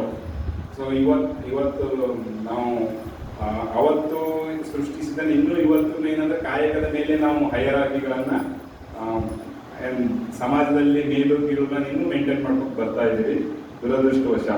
ಸೊ ಎಲ್ಲ ಕಾಯಕನೂ ಒಂದೇ, ಮತ್ತು ಯಾವುದೇ ಕಾಯಕನೂ ಮನಸ್ಸಿನಿಂದ ಶುದ್ಧ ಮನಸ್ಸಿನಿಂದ ಮಾಡಿದರೆ ನಮಗೆ ಅದನ್ನೇ ಒಂದು ದೇವರ ಪೂಜೆ. ಅದರಲ್ಲೇ ನಾವು ಗುರುಲಿಂಗ ಜಂಗಮವನ್ನು ಕಾಣ್ಬೋದು. ಗುರುಲಿಂಗ ಜಂಗಮಕ್ಕೆ ಮಾಡ್ತಕ್ಕಂಥ ಒಂದು ಶಿವ ಪೂಜೆನೇ ನಮ್ಮ ಕಾಯಕ ಆಗಿರುತ್ತೆ ಅಂತಕ್ಕಂಥದ್ದನ್ನು, ಅದು ಒಂದು ಸತ್ಯಶುದ್ಧವಾಗಿ ಕಾಯಕ ಮಾಡದಿದ್ರೆ ಅದು ದೇವರಿಗೆ ಸಲ್ಲುವುದಿಲ್ಲ ಅಂತಕ್ಕಂಥ ಮಾತನ್ನು ಅವರು ಹೇಳ್ತಾರೆ. ಇನ್ನೊಂದು ವಚನದಲ್ಲಿ ಹೇಳ್ತಾರೆ, ಐದಕ್ಕಿ ಮಾರಾಯ ಮತ್ತು ಲಕ್ಕಮ್ಮ ಹೇಳ್ದಂಗೆ, ಗುರುವಾದಳು ಕಾಯಕದಿಂದಲೇ ಜೀವನ ಮುಕ್ತಿ. ಗುರುವಿಗೂ ಲಿಂಗಕ್ಕೂ ಜಂಗಮಕ್ಕೂ ಎಲ್ಲದಕ್ಕೂ ಕಾಯಕದಿಂದಲೇ ಮುಕ್ತಿ. ಸೊ ಕಾಯಕ ಇಲ್ಲದೆ ಯಾರೂ ಇರಲಿಕ್ಕೆ ಸಾಧ್ಯ ಇಲ್ಲ. ಸೊ ನಾವು ಈ ಶರಣರ ಒಂದು ಈ ಚಳವಳಿಯಿಂದ ಒಂದು ಮೂಮೆಂಟ್ ನಮ್ಗೆ ಗೊತ್ತಾಗೋದು ಏನಂತಂದ್ರೆ, ಕೆಲವೊಂದು ಕಡೆ ನಾವು ಹೇಳ್ತೀವಿ ಆಧ್ಯಾತ್ಮ ಅಂದ್ರೇ ಮನೆ ಎಲ್ಲ ಬಿಟ್ಟು ಹೋಗಿ ಪೂಜೆ ಮಾಡೋದು, ಧ್ಯಾನ ಮಾಡೋದು, ಅನ್ಪ್ರೊಡಕ್ಟಿವ್ ವ್ಯಕ್ತಿ ಆಗಿರ್ತಾನೆ ಅಂತ. ಆದರೆ ಇಲ್ಲಿ ಹಾಗಿಲ್ಲ. ಏನಂದ್ರೆ ಎಲ್ಲರೂ ಕಾಯಕ ಮಾಡಬೇಕು. ಸೊ ದುಡಿಯದೆ ಊಟ ಮಾಡಬೇಕು. ಸೊ ದುಡಿಯದೆ ಇರ್ಲಿಕ್ಕೆ ಯಾವುದೇ ಒಂದು ಸ್ಥಾನ ಇಲ್ಲ. ಅದಕ್ಕೆ ಇವನ್ ಕಾಶ್ಮೀರದ ರಾಜ ಮೌಳಿಗೆ ಮಾರಾಯಿ ಕೂಡ ಕಟ್ಟಿಗೆ ಒಡೆದು ಮಾಡ್ತಕ್ಕಂಥ ಕೆಲಸವನ್ನ ಆತ ಇಲ್ಲಿ ಮಾಡ್ಕೊಂಡಿದ್ದೆ. ಯಾಕಂದ್ರೆ ಅಲ್ಲಿ ಕಾಯಕ ಇಲ್ಲದೆ ಇರೋದಕ್ಕೆ ಆಸ್ಪದನೇ ಇಲ್ಲ ವಚನ ಸಾಹಿತ್ಯದಲ್ಲಿ. ಸೊ ಕಾಯಕ ಜೀವಿಗಳ ಸಿದ್ಧಾಂತ. ಮತ್ತೆ ಇನ್ನೊಂದು ಇವರು ನಾವು ನುಲಿಯ ಚಂದಯ್ಯ ಅಂತೇಳಿ ಅವ್ರ ಹಗ್ಗ ವಿಷಯದ ಅಂತ ಹೇಳ್ತೀವಿ. ಅವರ ಅದೇ ಅನ್ನೋದಕ್ಕೆ ಏನು ಆಧಾರ ಅನ್ನೋದಕ್ಕೆ ಯಾವುದೇ ಒಂದು ವಚನದಲ್ಲಿ ಅವ್ರು ಹೇಳ್ತಾರೆ. ಸೊ ಏನಂದ್ರೆ, ಸಂಸಾರ ಎಂಬ ಸಾಗರ ಮಧ್ಯದೊಳಗೆ ಬೆಳೆದ ಹೊಡೆಗೆ ಹುಲ್ಲ ಕೊಯ್ದು ಮತ್ತಮ್ಮ ಕಣ್ಣು ತೆಗೆದು ಕಣ್ಣಿಗೆ ಮಾಡಿ. ಸೊ ನಾವೇನು ಹಗ್ಗ ಹೊಸ ಕಣ್ಣಿ ಮಾಡ್ತೀವಿ, ಹಳ್ಳಿಗಳ ಮಗಳ ಎಲ್ಲ ಮಾಡ್ತೀವಿ. ಹಗ್ಗ ಅವೆಲ್ಲ ಕಣ್ಣಿ ಅಂತಕ್ಕಂಥ ವರ್ಡನ್ನು ನಾವು ಬಳಸ್ತೀವಿ. ಸೊ ಹೀಗಾಗಿ ಈ ವಚನದಿಂದ ಗೊತ್ತಾಗುತ್ತೆ ಇವರು ನುಲಿಯ ಚಂದಯ್ಯನವರು ಏನೋ ಒಂದು ಹಗ್ಗ ಹೊಸುವ ಕಾಯಕದಲ್ಲಿ ಅವರು ನಿರತರಾಗಿದ್ರು ಅಂತಕ್ಕಂಥದ್ದು. ಮತ್ತೆ ಈ ಕಾಯಕದ ಬಗ್ಗೆ ಅವರು ಹೇಳಿದಂಥವ್ರು, ಕಾಯಕಕ್ಕೆ ಇನ್ನೊಂದು ಶರಣರು ಇನ್ನೊಂದು ಉಪನ್ಯಾಸ ಕೊಟ್ಟಿದೆ, ವಚನ ಸಾಹಿತ್ಯದಲ್ಲಿ ಪ್ರತಿಫಲದ ಸಿದ್ಧಾಂತ ಅಂತೆ. ಸೊ ಈ ಫಾರಿನ್ ಏನು ಎಕನಾಮಿಸ್ಟ್ಗಳು ಏನು ಥಿಯರಿ ಆಫ್ ಪ್ರಾಫಿಟ್ ಬಗ್ಗೆ ಮಾತಾಡ್ತಾರೆ, ಶರಣರು ಪ್ರತಿಫಲದ ಬಗ್ಗೆ ಮಾತಾಡ್ತಾರೆ. ಈಗ ಅಲ್ಲಮ್ಮ ಪ್ರಭುಗಳು ಹೇಳ್ತಾರೆ, ರೈತ ಕಷ್ಟಪಟ್ಟು ದುಡಿದು ಮನೆಯ ನಡೆಸಲಿಕ್ಕೆ ಅಕ್ಕಿ ಬೇಕಿದ್ರೆ ಏನು ಪ್ರಯೋಜನ ಅಂತಕ್ಕಂಥದ್ದು. ಓಕೆ, ಸೊ ಹೀಗೆ ಆ ವಚನ ಸಾಹಿತ್ಯದಲ್ಲಿ ಪ್ರತಿಫಲ ಬಗ್ಗೆ ಅವರು ಮಾತಾಡ್ತಾರೆ. ಪ್ರತಿಯೊಂದು ಕಾಯಕ, ಈಗ ಗುರು ಶಿಷ್ಯನಿಗೆ ಬುದ್ಧಿ ಹೇಳೇನಂದ್ರೆ ಆ ಶಿಷ್ಯ ಬದಲಾಗಬೇಕು, ಅದೇ ಪ್ರತಿಫಲ. ಸೊ ಮಾಡುವ ಪ್ರತಿಯೊಂದು ಕಾಯಕಕ್ಕೂ ಪ್ರತಿಫಲ ಇರಬೇಕು. ಓಕೆ, ಅದು ಒಂದು ರಿಸಲ್ಟ್ ಕೊಡಬೇಕು ಅಂತ ಒಂದು ಬಗ್ಗೆ ಅವ್ರು ಮಾತಾಡ್ತಾರೆ. ಇಲ್ಲಿ ನುಲಿಯ ಚಂದಯ್ಯನವರು ಅವರು ಈ ಶೂನ್ಯ ಸಂಪಾದನೆಯಲ್ಲಿ ನಾವು ನೋಡ್ತೀವಿ, ಅವರು ಬಂದು ಅಲ್ಲಿ ಹಗ್ಗ ಮಾರ್ತಾ ಇದ್ರು, ಅವರು ಲಿಂಗ ಧ್ಯಾನದಲ್ಲಿ ಮುಳುಗಿದ್ರು. ಅವಾಗ ಬಸವಣ್ಣನವರು ಬಂದು ಕೆಸಿಂದ್ರ 1000 ಮಣ್ಣಿಂದ ಇದು ಇಟ್ಟು ಕೆಸಿಂದ್ರೆ ಅವ್ರು ಹಗ್ಗ ತಗೊಂಡು ಹೋದ್ರು. ಆಮೇಲೆ ನೋಡ್ತಾರೆ ಬಸವಣ್ಣನೇ ಕೆಲಸ ಇರ್ಬೋದು, ಬಂದು ಪರೀಕ್ಷೆ ಮಾಡಲಿಕ್ಕೆ ಹೆಚ್ಚಿಗೆ ದುಡ್ಡು ಪಟ್ಟು ಹೋಗಿದ್ದಾನೆ. ಸೊ ಅದಕ್ಕೆ ಅವ್ರು ಹೇಳ್ತಾರೆ, ಸೊ ದುಡಿತಕ್ಕೆ ತಕ್ಕ ಪ್ರತಿಫಲ ಹೆಚ್ಚಿಗೆ ತೆಗೆದುಕೊಳ್ಬಾರ್ದು ಅಂತಕ್ಕಂಥದ್ದನ್ನ ಅವರು ವಚನದಲ್ಲಿ ಹೇಳ್ತಾರೆ. ಇವತ್ತು ನಾವು ಜೇವರಿಗೆ ಸರ್ ಅವರಿದ್ದಾರೆ, ನಾವು ಬಿಸ್ನೆಸ್ನಲ್ಲಿ ಮಾತಾಡ್ತೀವಿ, ಕೆಲವರು ಸೂಪರ್ ನಾರ್ಮಲ್ ಪ್ರಾಫಿಟ್ ಮಾಡ್ತಾರೆ. ಸೂಪರ್ ನಾರ್ಮಲ್ ಪ್ರಾಫಿಟ್, 2 ರೂಪಾಯಿ ಮೆಡಿಸಿನ್ ಇತ್ತಂದ್ರೆ 20 ರೂಪಾಯಿ ರೇಟ್ ಇರ್ತಿರ್ತಾರೆ, 55 ರೂಪಾಯಿ ಅವ್ರಿಗೆ ಇವತ್ತು. ಓಕೆ, ಸೂಪರ್ ನಾರ್ಮಲ್ ಪ್ರಾಫಿಟ್ ಅಂತ. ಸೊ ಇವತ್ತು ಬಿಸ್ನೆಸ್ನಾಗೆ ನಾವು ಎಥಿಕಲ್ ಪ್ರಾಕ್ಟೀಸ್ ಯಾವುದೇ ಒಂದು ಕೆಲಸ ಮಾಡ್ತೀವಿ ಅಂತಂದ್ರೆ ನಮಗೆ ಎಷ್ಟು ಬೇಕೋ ಅಷ್ಟೇ ಆ ಪ್ರತಿಫಲವನ್ನು ನಾವು ತೆಗೆದುಕೊಳ್ಬೇಕು. ನನಗೆ ಹಿಂದೆ ಒಂದು ಸಲ ಯಾವುದೋ ಒಬ್ರು ಶರಣರು, ಅವ್ರ ಹೆಸರು ಬರ್ತಾ ಇಲ್ಲ, ಲಿಂಗಾಯತ್ ಶರಣರು, ಅವತ್ತಿನ ಎಷ್ಟು ಬೇಕು ಅಷ್ಟಾದಕ್ಕೆ ಅಂಗಡಿ ಬಂದ್ ಮಾಡ್ತಿದ್ರು ಅಂತ ಲದ್ದೆ. ಸೊ ಹೀಗೆ ಅವ್ರು ಏನಂದ್ರೆ ಶರಣರು ಸಂಪತ್ತಿನ ಸಂಗ್ರಹ ಇಲ್ಲ, ಅವ್ರಿಗೆ ಎಷ್ಟು ಬೇಕು ಅಷ್ಟರ ಬಗ್ಗೆ, ಮತ್ತೆ ನಾವು ಎಷ್ಟು ದುಡಿತೀವಿ ಅದರ ಬಗ್ಗೆ. ಇವತ್ತು ನಾವು ಈ ಒಂದು ವಚನ ಬಹಳ ಪ್ರಸ್ತುತ ಅನಿಸುತ್ತೆ. ಯಾಕಂದ್ರೆ ಎಲ್ಲಿ ನೋಡಿದ್ರೆ ಅಲ್ಲಿ ಒಂದು ಅನೈತಿಕತೆ. ಓಕೆ, ಈಗ ನಾವು ಜಸ್ಟ್ ಮಾತಾಡ್ತಾ ಇದ್ವಿ ಸರ್, ನಾವು ಸಿಗರೇಟ್ ಬೀಡಿ ಸೇದಿದ್ರೆ ಕ್ಯಾನ್ಸರ್ ಬರ್ತಂತ ಹೇಳ್ತಾರೆ. ಹೆಣ್ಮಕ್ಳು ಸಿಗರೇಟ್ ಬೀಡಿ ಸೇಲಾರ್ದರಿಗೆಲ್ಲ ಕ್ಯಾನ್ಸರ್ ಇಲ್ಲ, ಗಂಡಸರಿಗೆ ಸಿಗರೇಟ್ ಬೀಡಿ ಸೇಲಾರ್ದರಿಗೆಲ್ಲ ಕ್ಯಾನ್ಸರ್ ಇಲ್ಲ. ಎಲ್ಲ ಕಡೆ ಕ್ಯಾನ್ಸರ್ ಕಾಮನ್ ಆಗುತ್ತೆ. ಯಾಕೆ ಆಗುತ್ತೆ? Food poison. ಸೊ ದಳಸ ಸಲಿಂದ ನಾವು ಎಷ್ಟರ ಮಟ್ಟಿಗೆ ಸತ್ಯ ನಾವು ಇನ್ನೂ ಒಳ್ಳೆ ಎಣ್ಣಿನಲ್ಲಿ ಎಲ್ಲ ಕೆಮಿಕಲ್ ಅಂದ್ರೆ ದುಡ್ಡಿಗಾಗಿ ನಾವು ಏನೆಲ್ಲ ಮಾಡ್ತಾ ಇದ್ವಿ. ಸೊ ಅವರು ಅಂಥವ್ರಿಗೆ ನುಲಿ ಚಂದಯ್ಯನ ಈ ವಚನದಿಂದ ತಿಳ್ಕೋಬೇಕು. ಸತ್ಯ ಶುದ್ಧ ಕಾಯಕದಿಂದ ಬಂದ ದ್ರವ್ಯದಲ್ಲಿ ಚಿತ್ತ ವಿಚಿಂದವಾಗದಿರಬೇಕು. ನೇಮದ ಕೂಲಿಯಿಂದ ನಿತ್ಯ ಸೇವೆಯಲ್ಲಿ ಸಂದಿಲ್ಲದಿರಬೇಕು. ನೇಮದ ಕೂಲಿಯ ಬಿಟ್ಟು ಹೇಮದಾಸಿಗೆ ದ್ರವ್ಯದ ಹಿಡಿದರೆ ತಾ ಮಾಡುವ ಸೇವೆ ನಷ್ಟವಯ್ಯ. ನಾವು ನೀರಿನ ಎಷ್ಟು ಬೇಕು ಅಷ್ಟು ಬಿಟ್ಟು ಹೆಚ್ಚಿನ ತೊಗೊಂಡ್ರೆ ಅದ್ರ ಏನು ಯೂಸ್ ಅದು ಅನೈತಿಕ. ಒಂದೊಂದು ನಾವು ವಚನ ಸಾಹಿತ್ಯದಿಂದ ನಾವು ತಿಳ್ಕೊಳ್ಳೋದೇನೆಂದರೆ ನೈತಿಕತೆ. ಶರಣರ ಒಂದು ಮಟ್ಟದ ನೈತಿಕತೆಯನ್ನು ಸಾಧಿಸುವುದು ತುಂಬ ತುಂಬ ಕಷ್ಟ. ಅವರು ಯಾವ ಮಟ್ಟದ ಒಂದು ನೈತಿಕತೆ ಅಂತಂದರೆ ಇಮ್ಯಾಜಿನ್ ಮಾಡಲಿಕ್ಕೂ ಕಷ್ಟ ಆಗ್ತದೆ. ನಿಜವಾಗ್ಲೂ ಅವರು ಅಷ್ಟೊಂದು ಹೇಗೆ ಪ್ರಾಕ್ಟೀಸ್ ಮಾಡಲಿಕ್ಕೆ ಸಾಧ್ಯ ಆಯಿತು. ಇವತ್ತು ನಾವು CC ಕ್ಯಾಮ್ರಾ ಬಯೋಮೆಟ್ರಿಕ್ ಇದ್ರೂ ಜನ ಸುಳ್ಳು ಹೇಳೋದು. ಮುಂಜಾನೆ ಹೋಗಿ ಬಯೋಮೆಟ್ರಿಕ್ ಮಾಡಿ ಮನೆಗೆ ಬರ್ತಾರೆ, ಮತ್ತೆ ಸಂಜೆ ಹೋಗಿ ಬಯೋಮೆಟ್ರಿಕ್. ಅವ್ರಿಗೆ ಬಯೋಮೆಟ್ರಿಕ್ CC ಕ್ಯಾಮ್ರಾ ಎಲ್ಲ ಇದ್ರೂ ಕಳ್ಳತನ ಮಾಡ್ತಾರೆ. ಅವ್ರ ಬಳಿ ಯಾವ CC ಕ್ಯಾಮ್ರಾ ಬಯೋಮೆಟ್ರಿಕ್ ಆತ್ಮಸಾಕ್ಷಿ, ನನ್ನ ಮನಸಾಕ್ಷಿ ನಿಮ್ಮ ಪಾದ ಸಾಕ್ಷಿ ಅಂತ ಹೇಳ್ತಾರೆ. ಸೊ ಅಂತ ಒಂದು ನೂಲಿಯ ಚಂದ್ರಯ್ಯನವರು ಅಂದ್ರೆ ಅವತ್ತೊಂದು ಸಮಾಜಕ್ಕೆ ಮೆಸೇಜ್ ಕೊಡ್ತಾ ಇದ್ದಾರೆ. ನಾವು ಶರಣ ಒಂದು ತತ್ವವನ್ನು ಪಾಲಿಸ್ತಾ ಇದ್ದೀವಿ ಅಂತಂದ್ರೆ ನಾವು ಯಾವ ರೀತಿ ನಡೆದುಕೊಳ್ಬೇಕು. ನಾನು ನೀವು ಹೇಳಿದೆ ವಚನ ಸಾಹಿತ್ಯ ಮ್ಯಾನೇಜ್ಮೆಂಟ್ಗೆ ಬಹಳ ರಿಲೇಟೆಡ್ ಅಂತಂದ್ರೆ ಇಲ್ಲೇ ನಡವಳಿಕೆ ಸಿದ್ಧಾಂತ. ನಾವು ಮ್ಯಾನೇಜ್ಮೆಂಟಲ್ಲಿ ಬಿಹೇವಿಯರ್ ಸೈನ್ಸ್ ಅಂತ, ಆರ್ಗನೈಸೇಷನ್ ಬಿಹೇವಿಯರ್ ಅಂತ ಅಂದ್ರೆ ಒಂದು ಆ ಕಂಪ್ನಿನಲ್ಲಿ ಎಂಪ್ಲಾಯಿಗಳು ಹ್ಯಾಂಗ್ ಬಿಹೇವ್ ಮಾಡ್ತಾರೆ, ಎಂಪ್ಲಾಯಿಗಳು ಯಾಕೆ ಹಂಗೆ ಬಿಹೇವ್ ಮಾಡ್ತಾರೆ, ಅವ್ರು ಒಳ್ಳೇದು ಮಾಡೋದು ಹೇಗೆ. ಈಗ ನಮ್ಮ ಪ್ರಾಜೆಕ್ಟ್ ಇರೋದು ಅದೇ. ನಾವು ಒಂದು ಆರ್ಗನೈಸೇಷನ್ ತೊಗೊಂಡು ಅವ್ರ ವಚನ ಸಾಹಿತ್ಯವನ್ನು ಟೀಚ್ ಮಾಡಿ ಎಕ್ಸ್ಪೆರಿಮೆಂಟ್ ಮಾಡ್ತೀವಿ. ಒಂದು ಕಡೆ ವಚನ ಸಾಹಿತ್ಯ ಟೀಚ್ ಮಾಡಲ್ಲ, ಅವ್ರದ್ದು ದಿನ ರಿಕಾರ್ಡ್ ಮಾಡ್ತೀವಿ. ಇನ್ನೊಂದು ಕಡೆ ವಚನ ಸಾಹಿತ್ಯ ಟೀಚ್ ಮಾಡ್ತೀವಿ, ಅದನ್ನು ರಿಕಾರ್ಡ್ ಮಾಡ್ತೀವಿ. ಸೊ 6 ತಿಂಗಳು ನಾವು ಎಕ್ಸ್ಪೆರಿಮೆಂಟ್ ಮಾಡ್ತೀವಿ. ಇವ್ರ ಬಿಹೇವಿಯರ್ ಹೇಗಿದ್ರೆ ಇವ್ರ ಬಿಹೇವಿಯರ್ ಹೇಗಿದ್ರೆ.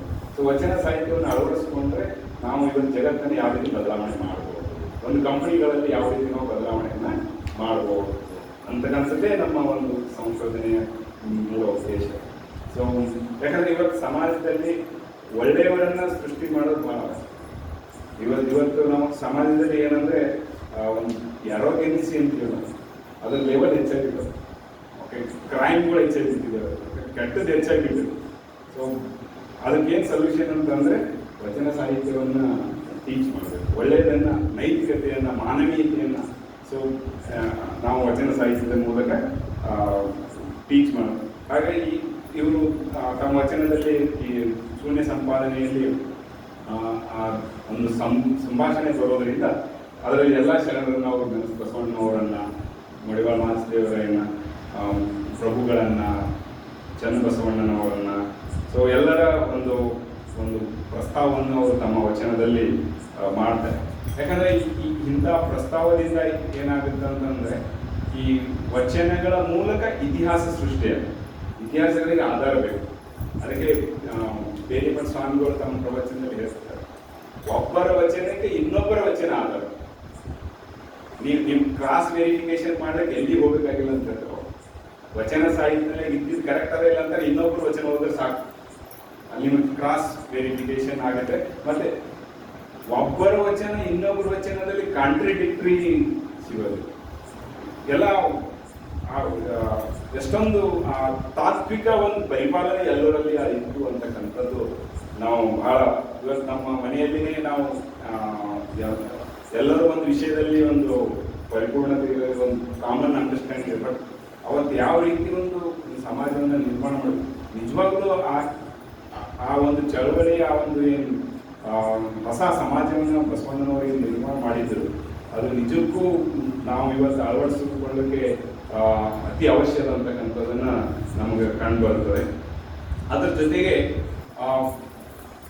ನೂಲಿಯ ಚಂದ್ರಯ್ಯನವರು ಬರೀ ಕಾಯಕದ ಬಗ್ಗೆ ಅಷ್ಟೇ ಅಲ್ಲದೆ ವಚನ ಸಾಹಿತ್ಯದ ಮೂಲಕ ಏನು ಗುರು, ಲಿಂಗ, ಜಂಗಮ ಮೂಲಕ ಏನು ಈ ಅಷ್ಟಾವರಣ, ಪಂಚಾಚಾರ, ಶಟಸ್ಥಲ, ಈ ಶಟಸ್ಥಲ ಮೂಲಕ ಏನು ಭಕ್ತ, ಮಹೇಶ, ಪ್ರಸಾದ, ಪ್ರಾಣಿ, ಶರಣ, ಐಕ್ಯ, ಈ ಲಿಂಗಾಯತ ತತ್ವದಲ್ಲಿ ನಾವು ಐಕ್ಯ ಸ್ಥಳವನ್ನು ಹುಟ್ಟಲಿಕ್ಕೆ ಲಿಂಗಾಯತ ಸಿದ್ಧಾಂತ ಫಿಲಾಸಫಿ ಇದೆ. ಸೊ ಅದ್ರ ಬಗ್ಗೆ ಕೂಡ ಅವರು ಮಾತಾಡ್ತಾರೆ. ಸೊ ಅವರ ವಿಚಾರ ಬರೀ ಕಾಯಕದ ಬಗ್ಗೆ, ದಾಸೋಹ ಬಗ್ಗೆ ಅಷ್ಟೇ ಅಲ್ಲದೆ ಅವರು ಲಿಂಗಾಯತ ಏನು ಮೂಲ ತತ್ವಗಳೇನಿದ್ದಾವೆ, ಗುರು, ಲಿಂಗ, ಜಂಗಮ, ಓಕೆ, ಲಿಂಗಾಂಗ ಸಾಮರಸ್ಯ, ಐಕ್ಯವನ್ನ ಕಾಣೋದು, ಅದ್ರ ಬಗ್ಗೆ ಕೂಡ ಅವರು ತಮ್ಮ ವಚನದಲ್ಲಿ ಹೇಳ್ತಾರೆ. ಸೊ ಅತಿ ಮುಖ್ಯವಾಗಿ ನಾನೇನು ಹೇಳಿದ್ನಲ್ಲ, ಅವರ ಒಂದು ಶೂನ್ಯ ಸಂಪಾದನೆಯಲ್ಲಿ ನಾವು ಬಹಳಷ್ಟು ನೋಡೋದೇನಂತಂದ್ರೆ ದಾಸೋಹದ ಪರಿಕಲ್ಪನೆ. ದಾಸೋಹಕ್ಕೆ ಸಂಬಂಧಪಟ್ಟ ವಚನಗಳೇ ಬಹಳಷ್ಟು ಇದೆ. ಅವರ 48 ವಚನಗಳು ನಾನು ನೋಡಿದೆ. ದಾಸೋಹಕ್ಕೆ ಸಂಬಂಧಪಟ್ಟಿಗೆ ಬಹಳಷ್ಟು ವಚನಗಳು ಅವರಲ್ಲಿ ಇದ್ದಾವೆ. ಅದಕ್ಕೆ ಅವರು ಅವ್ರ ಪ್ರಕಾರ ದಾಸೋಹದ ಪರಿಕಲ್ಪನೆ ಏನು ಅಂತಂದ್ರೆ, ದಾಸೋಹ ಮಾಡಲಿಕ್ಕೆ ಸ್ವಂತ ದುಡಿದ್ರಿಂದ ದಾಸೋಹ ಮಾಡಬೇಕು ಹೊರತು ಇನ್ನೆಲ್ಲಿದೋ ಕಳು ಮಾಡಿ ಇನ್ಯಾರು, ಓಕೆ, ನಮ್ಮ ಹಳ್ಳಿ ಭಾಷೆ ಯಾರ್ದು ದುಡ್ಡು ಎಲ್ಲ ಮುಂದೆ ಜಾಸ್ತಿ ಅಂತ ಹೇಳ್ತಾರೆ. ಸೊ ಹಂಗ ಮಾಡೋದು ದಾಸೋಹವಲ್ಲ. ಓಕೆ, ಸೊ ನೀವು ಸ್ವಂತ ದುಡಿದು ಬಂದಿದ್ದರಿಂದ ನೀವು ದಾಸೋಹ ಮಾಡಬೇಕು. ಅದಕ್ಕೆ ಅವ್ರು ಹೇಳ್ತಾರೆ, ಇದೀರ ಭೂತ ಹಿತಕ್ಕಾಗಿ ಗುರುಭಕ್ತಿಯ ಮಾಡಲಿಲ್ಲ, ಅರ್ತಿಗಾರಿಕೆಗಾಗಿ ಲಿಂಗವ ಬಿಟ್ಟು ಪೂಜಿಸಲಿಲ್ಲ, ರಾಜ ಚೋರ ಬಂಜಕ್ಕಗಂಜಿ ಜಂಗಮ ದಾಸೋಹ ಮಾಡಲಿಲ್ಲ, ಆವ ಕೃಪೆಯಾದರೂ ಭಾವಶುದ್ಧವಾಗಿರಬೇಕು, ಚನ್ನ ಬಸವಣ್ಣ ಪ್ರಿಯ ಚಂದೇಶ್ವರ ಲಿಂಗವನ್ನು ಅರಿಯಬಲ್ಲರೆ. ನಾವಿವತ್ತು ಟ್ಯಾಕ್ಸ್ ಉಳಿಸ್ಲಿಕ್ಕೆ ATG ಒಳಗೆ ಕ್ಲೈಮ್ ಮಾಡ್ತೀವಿ ನಾವು. ಎಲ್ಲಿಗರೆ ಒಬ್ಬರಿಗೆ ಯಾರಿಗಾರೆ ಕಾಂಟ್ರಿಬ್ಯೂಷನ್ ಕೊಡಬೇಕಿತ್ತಂದ್ರೆ ಕೇಳ್ತೀನಿ, ನಿಮ್ದು ATG ಅದೇನು, ಯಾಕಂದ್ರೆ ನಿಮ್ಗೆ ATG ಇತ್ತಂದ್ರೆ ನನಗೆ ಸ್ವಲ್ಪ ಟ್ಯಾಕ್ಸ್ ಹೊಡಿತೀವಿ. ಸೊ ಇವತ್ತು ನಾವು ಆ ರೀತಿ ವಿಚಾರ ಮಾಡ್ತೀವಿ. ಅವ್ರು ಹೇಳ್ತಾರೆ, ಈ ATG ಏನು ಮಾಡಬೇಡ್ರಿ ಅಂತ ಹೇಳ್ತಾರೆ. ನೀವು ಯಾರು ಟ್ಯಾಕ್ಸ್ ಉಳಿಸ್ಬೇಕು ಅಥವಾ ಕಳ್ಳರು ಬಂದು ಕಳು ಮಾಡ್ಕೊಂಡು ಹೋಗ್ತಾರ ಅಂತೇಳಿ ದಾಸೋಹ ಮಾಡೋದು, ಅದಕ್ಕೆ ದಾಸೋಹ ಹಂಚಿ ಮಾಡಬೇಡ್ರಿ. ನೀವು ಸ್ವಂತ ಏನಂದ್ರೆ ಭಾವದಿಂದ, ನೈತಿಕತೆಯಿಂದ, ನಿಮ್ಮ ಆತ್ಮಸಾಕ್ಷಿಯಿಂದ ದಾಸೋಹ ಮಾಡ್ರಿ ಅಂತಕ್ಕಂಥದ್ದನ್ನ ಅವ್ರು ಹೇಳ್ತಾರೆ. ಮತ್ತೆ ಅವ್ರು ಏನ್ ಹೇಳ್ತಾರೆ ಅಂತಂದ್ರೆ, ನನ್ನ ದಾಸೋಹ ಮಾಡ್ಲಿಕ್ಕೆ ನನಗೆ ಯಾರ್ದು ಹಂಗಿಲ್ಲ ಅಂತ ಹೇಳ್ತಾರೆ. ಓಕೆ, ಎನ್ನ ದಾಸೋಹ ಆರ ಹಂಗು ಇಲ್ಲ, ಚನ್ನ ಬಸವಣ್ಣ ಪ್ರಿಯ ಚಂದೇಶ್ವರ ಲಿಂಗವೇ ಗಣ್ಯ ಮಾಡಬಲ್ಲಡೆ ಬಾ ಎನ್ನ ತಂದೆ. ನನಗೆ ಗುರು ಲಿಂಗ ಜಂಗಮ ಯಾರ್ದು ಹಂಗಿಲ್ಲ. ನನಗೆ ನಾನು ದೇವರಿಗೆ ಸವಾಲು ಹಾಕ್ತಾರೆ, ನಿಮ್ಮ ಹಂಗಿನ ನಾನು ದಾಸೋಹ ಮಾಡ್ತಾ ಇಲ್ಲ, ನಾವು ಸ್ವಂತ ದುಡಿದು ಕಣ್ಣಿ ಮಾಡಿ ಕಸಿಂದ ನಾನು ದಾಸೋಹ ಮಾಡ್ತಾ ಇದ್ದೀನಿ ಅಂತಕ್ಕಂಥದ್ದನ್ನ ನೂಲಿಯ ಚಂದೇನವರು ಅವ್ರು ಹೇಳ್ತಾರೆ.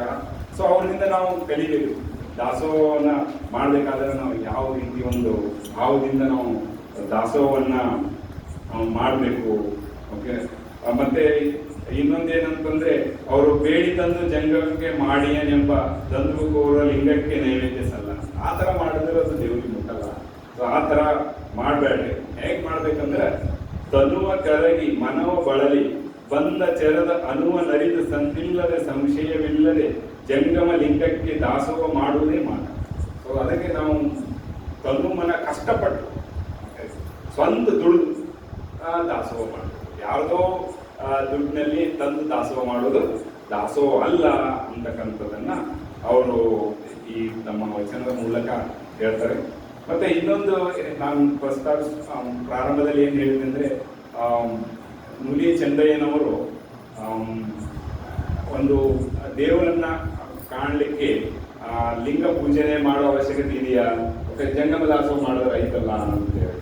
ಸೊ ಅದಕ್ಕೆ ಅವರು ಈ ದಾಸೋಹದಲ್ಲಿ ಬರೀ ದಾಸೋಹ ಅಲ್ಲದೆ ಜಂಗಮ ದಾಸೋಹದ ಬಗ್ಗೆ ಬಹಳಷ್ಟು ಅವರು ಮಾತಾಡ್ತಾರೆ. ಸೊ ಅವರು ಕೆಲವೊಂದು ವಚನಗಳಲ್ಲಿ ಅವರು ಸುರುಸುರಿ ಮಡಿವಾಳ ಮಾಚಿದೇವರ ಜೊತೆ, ಪ್ರಭುಗಳ ಜೊತೆ ಆರ್ಗ್ಯುಮೆಂಟ್ ಮಾಡ್ತಾರೆ. ಅವರು ಏನಂತಂದ್ರೆ, ಜಂಗಮ ದಾಸೋಹ ಮಾಡಿದ್ರೆ ಐತಲ್ಲ, ಅದರಲ್ಲೇ ನಾವು ದೇವರನ್ನ ಕಾಣಬಹುದು, ಗುರು ಲಿಂಗಕ್ಕಿಂತಲೂ ಜಂಗಮ ದಾಸೋಹ ಶ್ರೇಷ್ಠ ಅಂತಕ್ಕಂಥ ಒಂದು ಆರ್ಗ್ಯುಮೆಂಟ್ ಅನ್ನ ಅವರು ಇಡ್ತಾರೆ. ಸೊ ಯಾಕಂದ್ರೆ ಬಹಳಷ್ಟು ಜನ ಕಾಯಕ ಜೀವಿಗಳಾಗಿದ್ರಲ್ಲ. ಸೊ ಹಾಗಾಗಿ ಅದಕ್ಕೆ ಅವರು ಕೊನೆಗೆ ಅವ್ರು ಒಪ್ಕೊಂತಾರೆ, ಜಂಗಮ ದಾಸೋಹ ಜೊತೆಗೆ ಲಿಂಗ ಪೂಜೆನೂ ಮುಖ್ಯ, ಅದು ಮಾಡಲೇಬೇಕು ಅಂತಕ್ಕಂಥದ್ದು. ಸೊ ಅದಕ್ಕಾಗಿ ಅವರು ವಚನಗಳನ್ನ ನೋಡಿ ಇನ್ನೊಂದು ಇದರಿಂದ ಏನಾಗ್ತಾ ಆಗುತ್ತೆ ಅಂದ್ರೆ, ಅವತ್ತು 12ನೇ ಶತಮಾನದಲ್ಲಿ ನಾವಿವತ್ತೇನು ಡೆಮೋಕ್ರಸಿ ಬಗ್ಗೆ ಮಾತಾಡ್ತೀವಿ, ಫ್ರೀಡಮ್ ಆಫ್ ಸ್ಪೀಚ್ ಬಗ್ಗೆ ಮಾತಾಡ್ತೀವಿ, ನಮ್ಮ ಒಂದು ಅನುಭವಗಳನ್ನ ಹಂಚ್ಕೊಳ್ತಕ್ಕಂಥ ಒಂದು ಸ್ವಾತಂತ್ರ್ಯ ಬಗ್ಗೆ ಮಾತಾಡ್ತೀವಿ.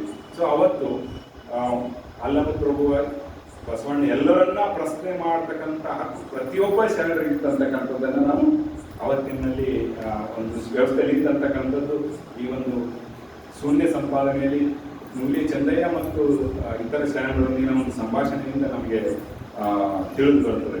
ಅದಕ್ಕೆ ಒಂದು ವಚನದಲ್ಲಿ ಹೇಳ್ತಾರೆ, ಇಷ್ಟವೆಂಬುದು ಗುರುವಿನ ಹಂಗು, ಆ ಗುರುವಿನ ಹಿಂಗೆಯೂ ಇಷ್ಟಲಿಂಗಕ್ಕೆಯೂ ಜಂಗಮಯೂ ಪ್ರಾಣವೆಂದರಿದ ಬಳಿಕ ಆ ಗುರು ಇಷ್ಟವು ಜಂಗಮದಲ್ಲಿಯೇ ಎಡಕ ನೋಡ, ಆ ಗುರು ಲಿಂಗವು ಜಂಗಮದ ಹಂಗಿಗರು, ಇದು ಕಾರಣ ಚಂದೇಶ್ವರ ಲಿಂಗಕ್ಕೆ ಕಣ್ಣಿಯ ಮಾಡಬಲ್ಲಡೆ ಬಾರ ಎನ್ನಂತಂದೆ.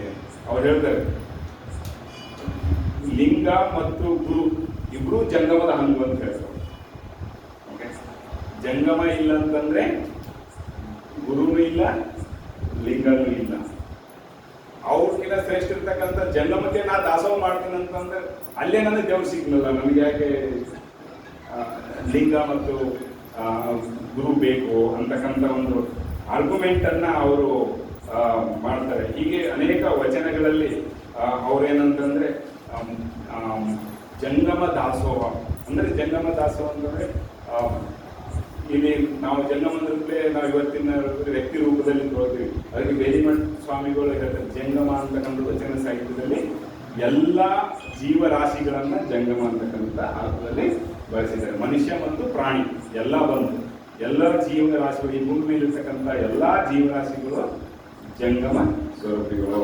ಸೊ ಈ ಎಲ್ಲ ಜೀವಿಗಳಿಗೆ ನಾವೊಂದೇನು ದಾಸೋಹ ಮಾಡುವ ಮೂಲಕ ಒಂದೇನು ಸೇವೆ ಮಾಡ್ತೀವಲ್ಲ, ಅದರ ಮೂಲಕ ನಾವು ದೇವರನ್ನ ಕಾಣ್ಬೋದು ಅಂತಕ್ಕಂಥದ್ದನ್ನ ನೂಲಿಯ ಚಂದ್ರಯ್ಯನವರು ಅವರು ತಮ್ಮ ಒಂದು ವಚನದಲ್ಲಿ ಒಂದು ಅವರೊಂದು ಜಸ್ಟಿಫಿಕೇಶನ್ ಅಂದ್ರೆ ಆ ಒಂದು ಪ್ರಸ್ತಾವನೆಯನ್ನು ಮಾಡ್ತಾರೆ. ಬಟ್ ಕೊನೆಯ ಪ್ರಭುಗಳ ಅನುಭವ ಮಂಟಪದಲ್ಲಿ ಅಂದರೆ ಇಲ್ಲ, ನೀವು ಹೇಳೋದು ಕರೆಕ್ಟ್, ಅದರ ಜೊತೆಗೆ ಲಿಂಗ ಕೂಡ ಬೇಕೇ ಬೇಕು ಅಂತಕ್ಕಂಥದ್ದನ್ನ ಅವರು ಅವರಿಗೆ ತಿಳಿಸಿ ಹೇಳ್ತಾರೆ. ಕೊನೆಗೆ ಅವರೇ ಒಪ್ಕೊಂತಾರೆ. ಸೊ ಇನ್ನು ತಮ್ಮ ವಚನದಲ್ಲಿ ಕೆಲವೊಂದು ವಚನದಲ್ಲಿ ಈ ಲಿಂಗಾಯತ ತತ್ವದಲ್ಲಿ, ಶರಣ ಸಿದ್ಧಾಂತದಲ್ಲಿ, ಶರಣ ಸಮಾಜದಲ್ಲಿ ನಾವೇನಂದ್ರೆ ಭಕ್ತ ಬವಿ ಬಗ್ಗೆ ಮಾತಾಡ್ತೀವಿ. ಓಕೆ, ಈಗೆಲ್ಲ ನಾವೇನು ಸಾಮಾನ್ಯ ಮನುಷ್ಯರಿದ್ದೀವಿ, ಈ ಸಾಮಾನ್ಯ ಅರಿಷಡ್ವರ್ಗಗಳು, ಸಪ್ತ ವ್ಯಸನಗಳು, ಮಲತ್ರಯಗಳು, ಈ ಎಲ್ಲ ಏನೇನು ಮನುಷ್ಯನಲ್ಲಿ ಬಂದಿದ್ದಾವೆ, ಈ ಕೆಟ್ಟ ಗುಣಗಳು, ಇವೆಲ್ಲ ಇರ್ತಕ್ಕಂಥ ವ್ಯಕ್ತಿಗಳಿಗೆ ನಾವು ಶರಣರು ಬವಿ ಅಂತ ಕರೀತಾರೆ. ಯಾರು ಈ ಗುಣಗಳನ್ನ ಮೀರಿ ಓಕೆ ಒಂದು ಒಂದು ಮುಕ್ತಿ, ಈ ಕೆಟ್ಟ ಇದರಿಂದ ಮುಕ್ತಿ ಹೊಂದಿ ಒಳ್ಳೆ ವ್ಯಕ್ತಿಗಳಾಗಿದ್ದಾರೆ, ಅವರಿಗೆ ಅವರು ಭಕ್ತ ಅಂತ ಹೇಳ್ತಾರೆ. ಶರಣರ ಪ್ರಕಾರ ಭಕ್ತ ಅಂದ್ರೆ ಯಾರು? ಇಲ್ಲಿ ಬಡಿವಾಳ ನೂಲಿಯ ಚಂದ್ರಯ್ಯನವರು ಅವ್ರು ಹೇಳ್ತಾರೆ, ಯಾರು ನಿಜವಾದ ಭಕ್ತ, ನಾವು ಹೇಗಿರ್ಬೇಕು? ಕೈದ ಹಿಡಿದಾಡುವವರೆಲ್ಲರೂ ಹಿರಿಯಬಲ್ಲರೆ. ಸೈನಿಕ ಕೈಯಾಗ ತಲ್ವಾರ್ ಕೊಟ್ಟಿರ್ತಾರೆ, ತಲ್ವಾರ್ ಹಿಡ್ಕೊಂಡವರೆಲ್ಲ ಸೈನಿಕರಾಗ್ತಾರೇನು? ಅವ್ರು ಹಿಡಿದವರೆಲ್ಲ ಯುದ್ಧ ಮಾಡ್ತಾರೇನು? ಸಾಧನೆಯ ಮಾಡುವ ಬಾಲರೆಲ್ಲರೂ ಕಾದವಲ್ಲರೇ, ಎಲ್ಲರೂ ಹೋರಾಡ್ತಾರೇನು? ಅರ್ತಿಗೆ ಮಾಡುವ ಕೃತ್ಯವೆಂತರೆಲ್ಲರೂ ಸದ್ಭಕ್ತರ ಪೂರೇ. ಏನೋ ಒಂದು ಖುಷಿಗೆ ಭಕ್ತಿ ಮಾಡ್ತಕ್ಕಂಥವ್ರು ಎಲ್ಲರೂ ನಿಜವಾದ ಭಕ್ತರಾಗ್ತಾರೆ. ಅದು ಚಂದೇಶ್ವರ ಲಿಂಗಕ್ಕೆ ಸಲ್ಲದ ಮಾಟ. ಏನೋ ಒಂದನ್ನು ಪಡಿಬೇಕಂತ ಹೇಳಿ ಏನೋ ಮಾಡ್ತೀವಲ್ಲ ಅಂಥವ್ರು ಭಕ್ತರಲ್ಲ. ಇವತ್ತು ನಾವು ಮಾಡ್ಬಿಡ್ತೀವಲ್ಲ, ಅದು ಆಗಲಿ ಇದು ಮಾಡ್ತೀನಿ, ಇದು ಆಗಲಿ ಅದು ಮಾಡ್ತೀನಿ, ಈ ಥರ ಇದ್ದವರು ಭಕ್ತರಲ್ಲ. ಭಕ್ತ ಅಂತಕ್ಕಂಥವರು ಗುರುವ ನರಿದಲ್ಲಿ ಉತ್ಪತ್ತಿಗೆ ಹೊರಗಾಗಬೇಕು, ಲಿಂಗವ ನರಿದಲ್ಲಿ ಸ್ಥಿತಿಗೆ ಹೊರಗಾಗಬೇಕು, ಜಂಗಮೋ ನರಿದಲ್ಲಿ ಲಯಕ್ಕೆ ಹೊರಗಾಗಬೇಕು.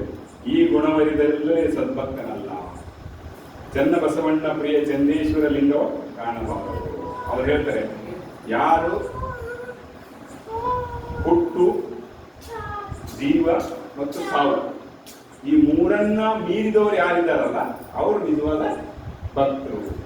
ಯಾರು ಈ ಮೂರರ ಸುಳಿಯಲ್ಲಿ ಸಿಕ್ಕಿದರೆ ಇನ್ನು ಅವರು ಭಕ್ತರಲ್ಲ. ಈ ಮೂರರ ಸುಳಿಯಿಂದ ಓಕೆ, ಅದಕ್ಕೆ ಇನ್ನು ಕೆಲವೊಂದು ವಚನದಲ್ಲಿ ಅವರು ಬ್ರಹ್ಮ, ವಿಷ್ಣು, ಮಹೇಶ್ವರರ ಪ್ರಸ್ತಾಪವನ್ನು ಮಾಡ್ತಾರೆ. ಬ್ರಹ್ಮ ಅಂದ್ರೆ ಉಗಮ, ವಿಷ್ಣು ಅಂದ್ರೆ ಈ ಜೀವನದ ಎಲ್ಲ ಸುಖ ಸಂಪತ್ತು ಸ್ಥಿತಿ, ಓಕೆ, ಶಿವ ಅಂತಂದ್ರೆ ಲಯ. ಸೊ ಅದರಿಂದ ಒಂದು ಕಂಪ್ಯಾರಿಸನ್ ಆ ಶಬ್ದಗಳನ್ನು ಬಳಸ್ತಾರೆ. ಬಳಸಿ ಅವರು ಈ ಮೂರು ಸುಳಿಯಲ್ಲಿ ಏನಿದ್ದಾರಲ್ಲ ಅವರು ಭಕ್ತರಾಗಲಿಕ್ಕೆ ಸಾಧ್ಯ ಇಲ್ಲ.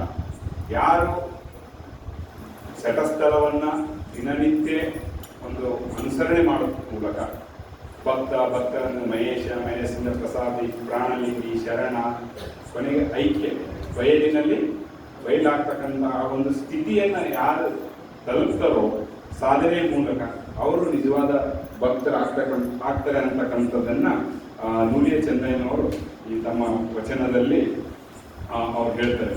ಮತ್ತೆ ಇನ್ನೊಂದು ಅವ್ರ ವಚನವನ್ನು ನಾನು ಒಂದು ಇವತ್ತು ನಾವೇನು ಜಾತಿ ವ್ಯವಸ್ಥೆ ಏನಿದೆ ಅದ್ರ ಬಗ್ಗೆ ಒಂದು ವಚನ ಇದೆ, ಮತ್ತು ನಾವು ಯಾವ ರೀತಿ ನಡೆದುಕೊಳ್ಳಬೇಕು ದಿನನಿತ್ಯ ಅಂತಕ್ಕಂಥದ್ರ ಬಗ್ಗೆ ಎರಡು ವಚನಗಳಿದ್ದಾರೆ. ಅವನು ಹೇಳಿ ನಾನು ನನ್ನ ಮಾತುಗಳನ್ನು ಮುಗಿಸ್ತೇನೆ. ಅವ್ರು ಹೇಳ್ತಾರೆ ನಮ್ಮ ನಡೆನುಡಿ ಹೇಗಿರಬೇಕು ಅಂತಕ್ಕಂಥ ಒಂದು ವಚನದಲ್ಲಿ ಹೇಳ್ತಾರೆ.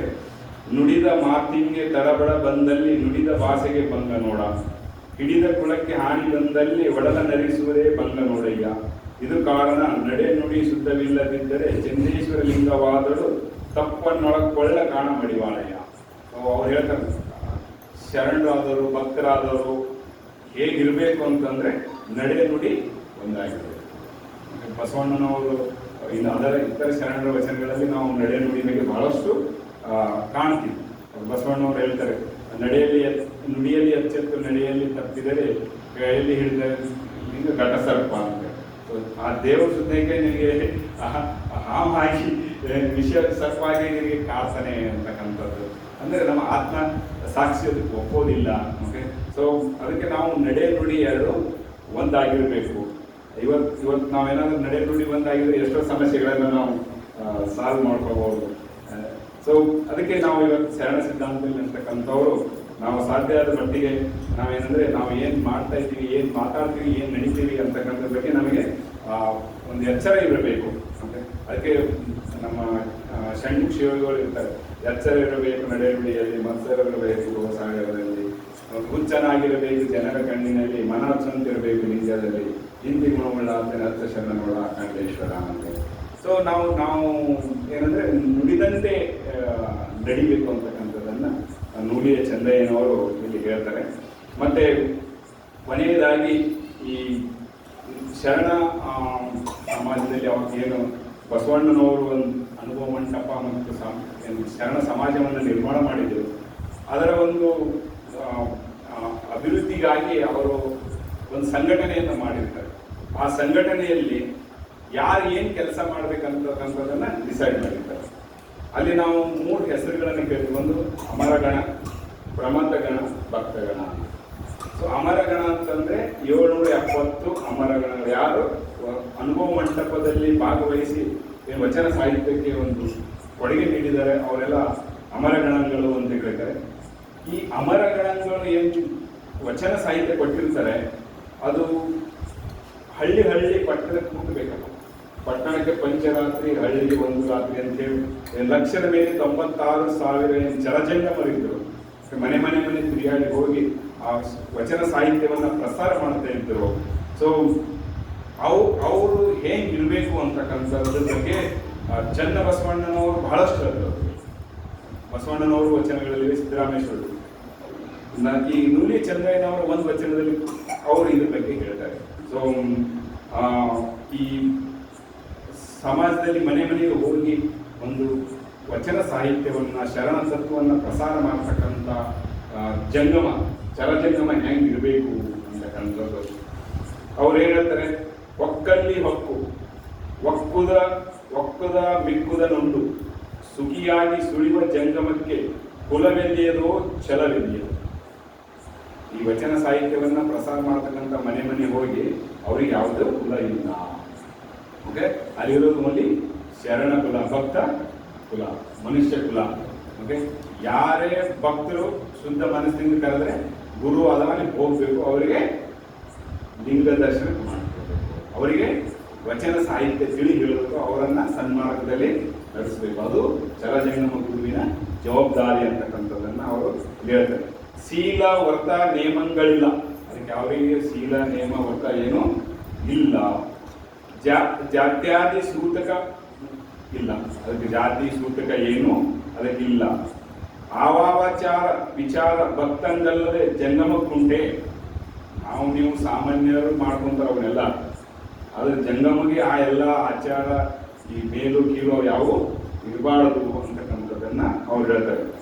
ಒಡೆಯರಲ್ಲಿ ಆಚಾರವಿಲ್ಲೆಂದು ಪಾದೋದಕ ಪ್ರಸಾದವನ್ನಲ್ಲ ದಿಪ್ಪ ಬಹುಭ್ರಮಿತ ಪಾತಕರ ಅಚ್ಚಲಿಂಗ ಕೈಕಿರು ಮೆಚ್ಚ ಕಾಣ ಚಂದೇಶ್ವರಿಗೆ. ಯಾರಾದರೂ ಈ ಥರ ಮಾಡ್ತಾರಂದ್ರೆ ಅವರಿಗೆ ಈ ಚಂದೇಶ್ವರ ಲಿಂಗ ಆ ದೇವರು ಒಪ್ಪುವುದಿಲ್ಲ ಅಂತಕ್ಕಂಥ ಒಂದು ಮಾತನ್ನ ಅವರು ತಮ್ಮ ಒಂದು ವಚನದಲ್ಲಿ ಹೇಳುವ ಮೂಲಕ ಒಂದು ಸಮಾಜವನ್ನು ಬಸವಣ್ಣನವರು ಏನು ನಿರ್ಮಾಣ ಮಾಡಲಿಕ್ಕೆ ಒಂದು ವಚನ ಚಳವಳಿಯನ್ನ ಒಂದು ಶರಣ ಸಮಾಜವನ್ನು ನಿರ್ಮಾಣ ಮಾಡಿದರು. ಸೊ ಅದರ ಬಗ್ಗೆ ಮುಂದೆ ಚಂದಯ್ಯನವರು ಕೂಡ ಅದನ್ನು ಬಲವಾಗಿ ಅದನ್ನು ಸಮರ್ಥನೆ ಮಾಡ್ತಕ್ಕಂಥ ಒಂದು ವಚನದಲ್ಲಿ ಅವರು 48 ವಚನಗಳಲ್ಲಿ ಇದಕ್ಕೆ ಸಂಬಂಧಪಟ್ಟಂಥ ಇನ್ನೊಂದು ವಚನ ಅವರು ಸಿಕ್ಕಿದೆ. ಇನ್ನೂ ಬಹಳಷ್ಟು ವಚನಗಳಿರ್ಬೋದು, ಸಂಶೋಧನೆ ಮಾಡಿದಾಗೆ ನಮಗೆ ಗೊತ್ತಾಗುತ್ತೆ.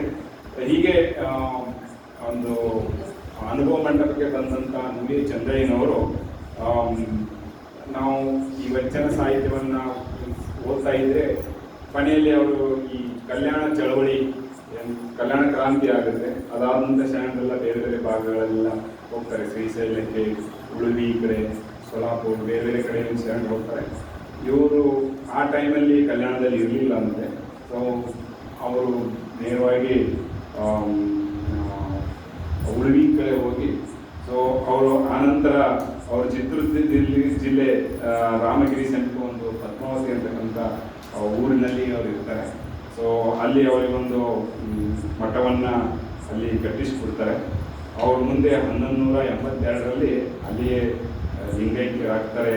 ಮತ್ತು ಅವ್ರ ಹೆಸರಿನಿಂದಾಗಿ ಆ ಪದ್ಮಾವತಿ ಅಂತಕ್ಕಂಥ ಊರನ್ನು ಇಂದಿಗೂ ನೂಲೇನೂರು ಅಂತೇಳಿ ಕರೀತಾರೆ ಅಂತೇಳಿ ನಾವು ಒಂದು ವಚನ ಸಾಹಿತ್ಯದಲ್ಲಿ ನೋಡ್ತೇವೆ. ಇದು ಒಂದು ಸಾಹಿತ್ಯಿಕವಾದಂಥ ನಾವೇನು ವಚನ ಸಾಹಿತ್ಯದಿಂದ ನುಡಿಯ ಚಂದ್ರಯ್ಯನವ್ರ ಬಗ್ಗೆ ನಾವು ಏನು ಓದ್ತೀವಿ. ನಾವೆಲ್ಲ ಟೀಚರ್ಸ್ ಇದ್ವಿ, ಟೀಚರ್ಸ್ ಪಾಠ ಮಾಡ್ತೀವಿ. ಬಟ್ ಪಾಠ ಮಾಡೋದ್ರ ಜೊತೆಗೆ ನಮ್ಮ ಜೀವನದಲ್ಲಿ ಶರಣರ ತತ್ವಗಳನ್ನು ನಾವು ಅಳವಡಿಸಿಕೊಂಡಿವಿ ಅಂತಂದರೆ ನಾವು ಬಹಳಷ್ಟು ಬದಲಾವಣೆಯನ್ನು ನಾವು ಕಾಣ್ಬೋದು ಅಂತಕ್ಕಂಥದ್ದು ನನಗೆ ಅನಿಸುತ್ತೆ. ಮತ್ತು ನಾನು 2021ವರೆಗೆ ಅಷ್ಟು ವಚನ ಸಾಹಿತ್ಯದಲ್ಲಿ ನಾನು ಸೆಂಟ್ರಲ್ ಯೂನಿವರ್ಸಿಟಿನಲ್ಲಿ 2015-16ರಿಂದ ಬಸವ ಪೀಠ ಇದೆ. ಮಹೇಶ್ವರಯ್ಯನವರು ಈ ಇದ್ದಾಗ ನನಗೆ ಅದರದ್ದು ಮುಖ್ಯಸ್ಥ ಮಾಡಿದ್ದಾರೆ. ಅಂದಿನ ಹಿಡಿದು ನಾವು ಇಂದು ಇವತ್ತಿಗೂ ನಾನು ಇದ್ದೀನಿ. ಆದರೆ ನನಗೆ ಈ ವಚನ ಸಾಹಿತ್ಯದಲ್ಲಿ ಸಂಶೋಧನೆ ಮಾಡುವವರೆಗೂ ನಮ್ಗೆ ಅಷ್ಟೊಂದು ಆಳ ಗೊತ್ತಿರಲಿಲ್ಲ. ಬರೀ ವಚನಗಳು ಮಠದಲ್ಲಿ ಓದಿದ್ದೀವಿ, ವಚನಗಳೇ ಹೇಳ್ತಿದ್ವಿ. ಆದರೆ ಅದರ ಒಂದು ಆಳ ನಮಗೆ ಅಷ್ಟೊಂದು ಗೊತ್ತಿರಲಿಲ್ಲ. ಸೊ ಅದರಿಂದ ನಮಗೆ ಏನು ಬೆನಿಫಿಟ್ ಅದ ಅಂತಕ್ಕಂಥದ್ದು ನಮಗೆ ಗೊತ್ತಿರಲಿಲ್ಲ. ಈಗ ಸಂಶೋಧನೆ ಮಾಡೋದ್ರಿಂದ ನನಗೆ ವೈಯಕ್ತಿಕವಾಗಿ ಮತ್ತು ನಾನು ಬಹಳಷ್ಟು ಈ ವಚನಗಳಿಂದ ಒಂದು ಪ್ರಭಾವ ನಮ್ಗೆ ಹೆಂಗೆ ಗೊತ್ತಾಗುತ್ತೆ ಅಂದರೆ, ನಾವು ಯಾವಾಗ ಅದನ್ನು ಜೀವನದಲ್ಲಿ ಅಳವಡಿಸ್ಕೊಳ್ತೀವಿ ಆವಾಗ ನಮಗೆ ಅದರದ್ದು ಅನುಭವ. ಈಗ ನಾವು ಒಂದು ಊಟದ ಉಂಡಾಗೆ ಅದರದ್ದು ಪ್ರಭಾವ ಗೊತ್ತಾಗುತ್ತೆ. ಈ ಮೆಡಿಸಿನ್ ಅದು ತೊಗೊಂಡ್ರೆ ಅದ್ರದ್ದು ಎಫೆಕ್ಟ್ ಗೊತ್ತಾಗುತ್ತೆ. ಹಾಗೆ ವಚನ ಸಾಹಿತ್ಯ ಹೆಂಗಂದ್ರೆ ಮೆಡಿಸಿನ್ ಇದ್ದಂಗೆ. ಸೊ ಅದನ್ನು ನಾವು ತೊಗೊಂಡ್ವಿ ಅಂದರೆ ನನಗೆ ವೈಯಕ್ತಿಕವಾಗಿ ಎಷ್ಟೋ ಸಲ ಸಮಸ್ಯೆಗಳು ಬಂದಾಗ ಅಥವಾ ದಿನನಿತ್ಯದಲ್ಲಿನೂ ಆ ವಚನಗಳನ್ನು ರಿಮೈಂಡ್ ಮಾಡಿಕೊಳ್ಳೋದ್ರಿಂದ ನಮ್ಮ ಮಾನಸಿಕವಾಗಿ ಒಂದು ಸ್ಥೈರ್ಯ, ನೆಮ್ಮದಿ, ಆ ಒಂದು ಗಟ್ಟಿತನ ಏನಿದೆಯಲ್ಲ ಅದು ವಚನ ಸಾಹಿತ್ಯದಿಂದ ಬರುತ್ತೆ. ನಮ್ಮ ಮೇಲೆ ಬಿಟ್ಟಿದ್ದರೆ ನಾವು ಏನು ನಮಗೆ ಏನು ಮಟೀರಿಯಲ್ ಖುಷಿ ಇಂಪಾರ್ಟೆಂಟು ಅಥವಾ ನಿಜವಾದ ಆಂತರಿಕ ಖುಷಿ ಇಂಪಾರ್ಟೆಂಟು. ನಮಗೆ ಆಂತರಿಕ ಖುಷಿ ಇಂಪಾರ್ಟೆಂಟ್ ಅಂತ ಅನಿಸಿದರೆ ಅದೇ ನಿಜವಾದ ಖುಷಿ ಅಂತಕ್ಕಂಥದ್ದು ಅರ್ಥ ಮಾಡ್ಕೊಂಡಿದ್ದೇ. ಆದರೆ ಸೊ ವಚನ ಸಾಹಿತ್ಯವನ್ನು ನಾವು ದಿನನಿತ್ಯ, ನಾವು ಅಷ್ಟೇ ಅಲ್ಲ, ನಮ್ಮ ಮನೆಯಲ್ಲಿ ನಮ್ಮ ಮಕ್ಕಳು ಎಲ್ಲರಿಗೆ ಅನುಸರಣೆ ಮಾಡಿದರೆ ನಮಗೆ ಅದರದ್ದು ಬೆನಿಫಿಟ್ ಇದೆ. ಯಾರು ಇದನ್ನು ಅಳವಡಿಸ್ಕೊಳ್ತಾರೆ ಅವ್ರಿಗೆ ಬೆನಿಫಿಟ್, ಯಾರು ಅಳವಡಿಸ್ಕೊಳ್ಳೋದಿಲ್ಲ ಅದು ಅವರಿಗೆ ಬೆನಿಫಿಟ್ ಸಿಗೋದಿಲ್ಲ. ಅದನ್ನು ನಾವು ಅರ್ಥ ಮಾಡಿಕೊಂಡು ನಮ್ಮ ಜೀವನದಲ್ಲಿ ಸಾಧ್ಯವಾದ ಮಟ್ಟಿಗೆ ಆಚರಣೆ ಮಾಡುವ ಮೂಲಕ ನಮ್ಮ ಜೀವನವನ್ನು ನಾವು ಸುಧಾರಿಸ್ಕೋಬೇಕು ಅಂತೇಳಿ ಈ ಮೂಲಕ ಹೇಳೋದು ಇಷ್ಟ. ಮತ್ತು ಇವತ್ತು ಈ ಮಾತಾಡಲಿಕ್ಕೆ ನನಗೊಂದು ಅವಕಾಶ ಮಾಡಿಕೊಟ್ಟಂಥ ನನ್ನೆಲ್ಲರಿಗೂ ಮತ್ತೊಮ್ಮೆ ಶರಣಾರ್ಥಿ ಹೇಳಿ ನನ್ನ ಮಾತು ಮುಗಿಸ್ತೇನೆ. ಎಲ್ಲರಿಗೂ ಶರಣ. ನನ್ನ ಮಾತು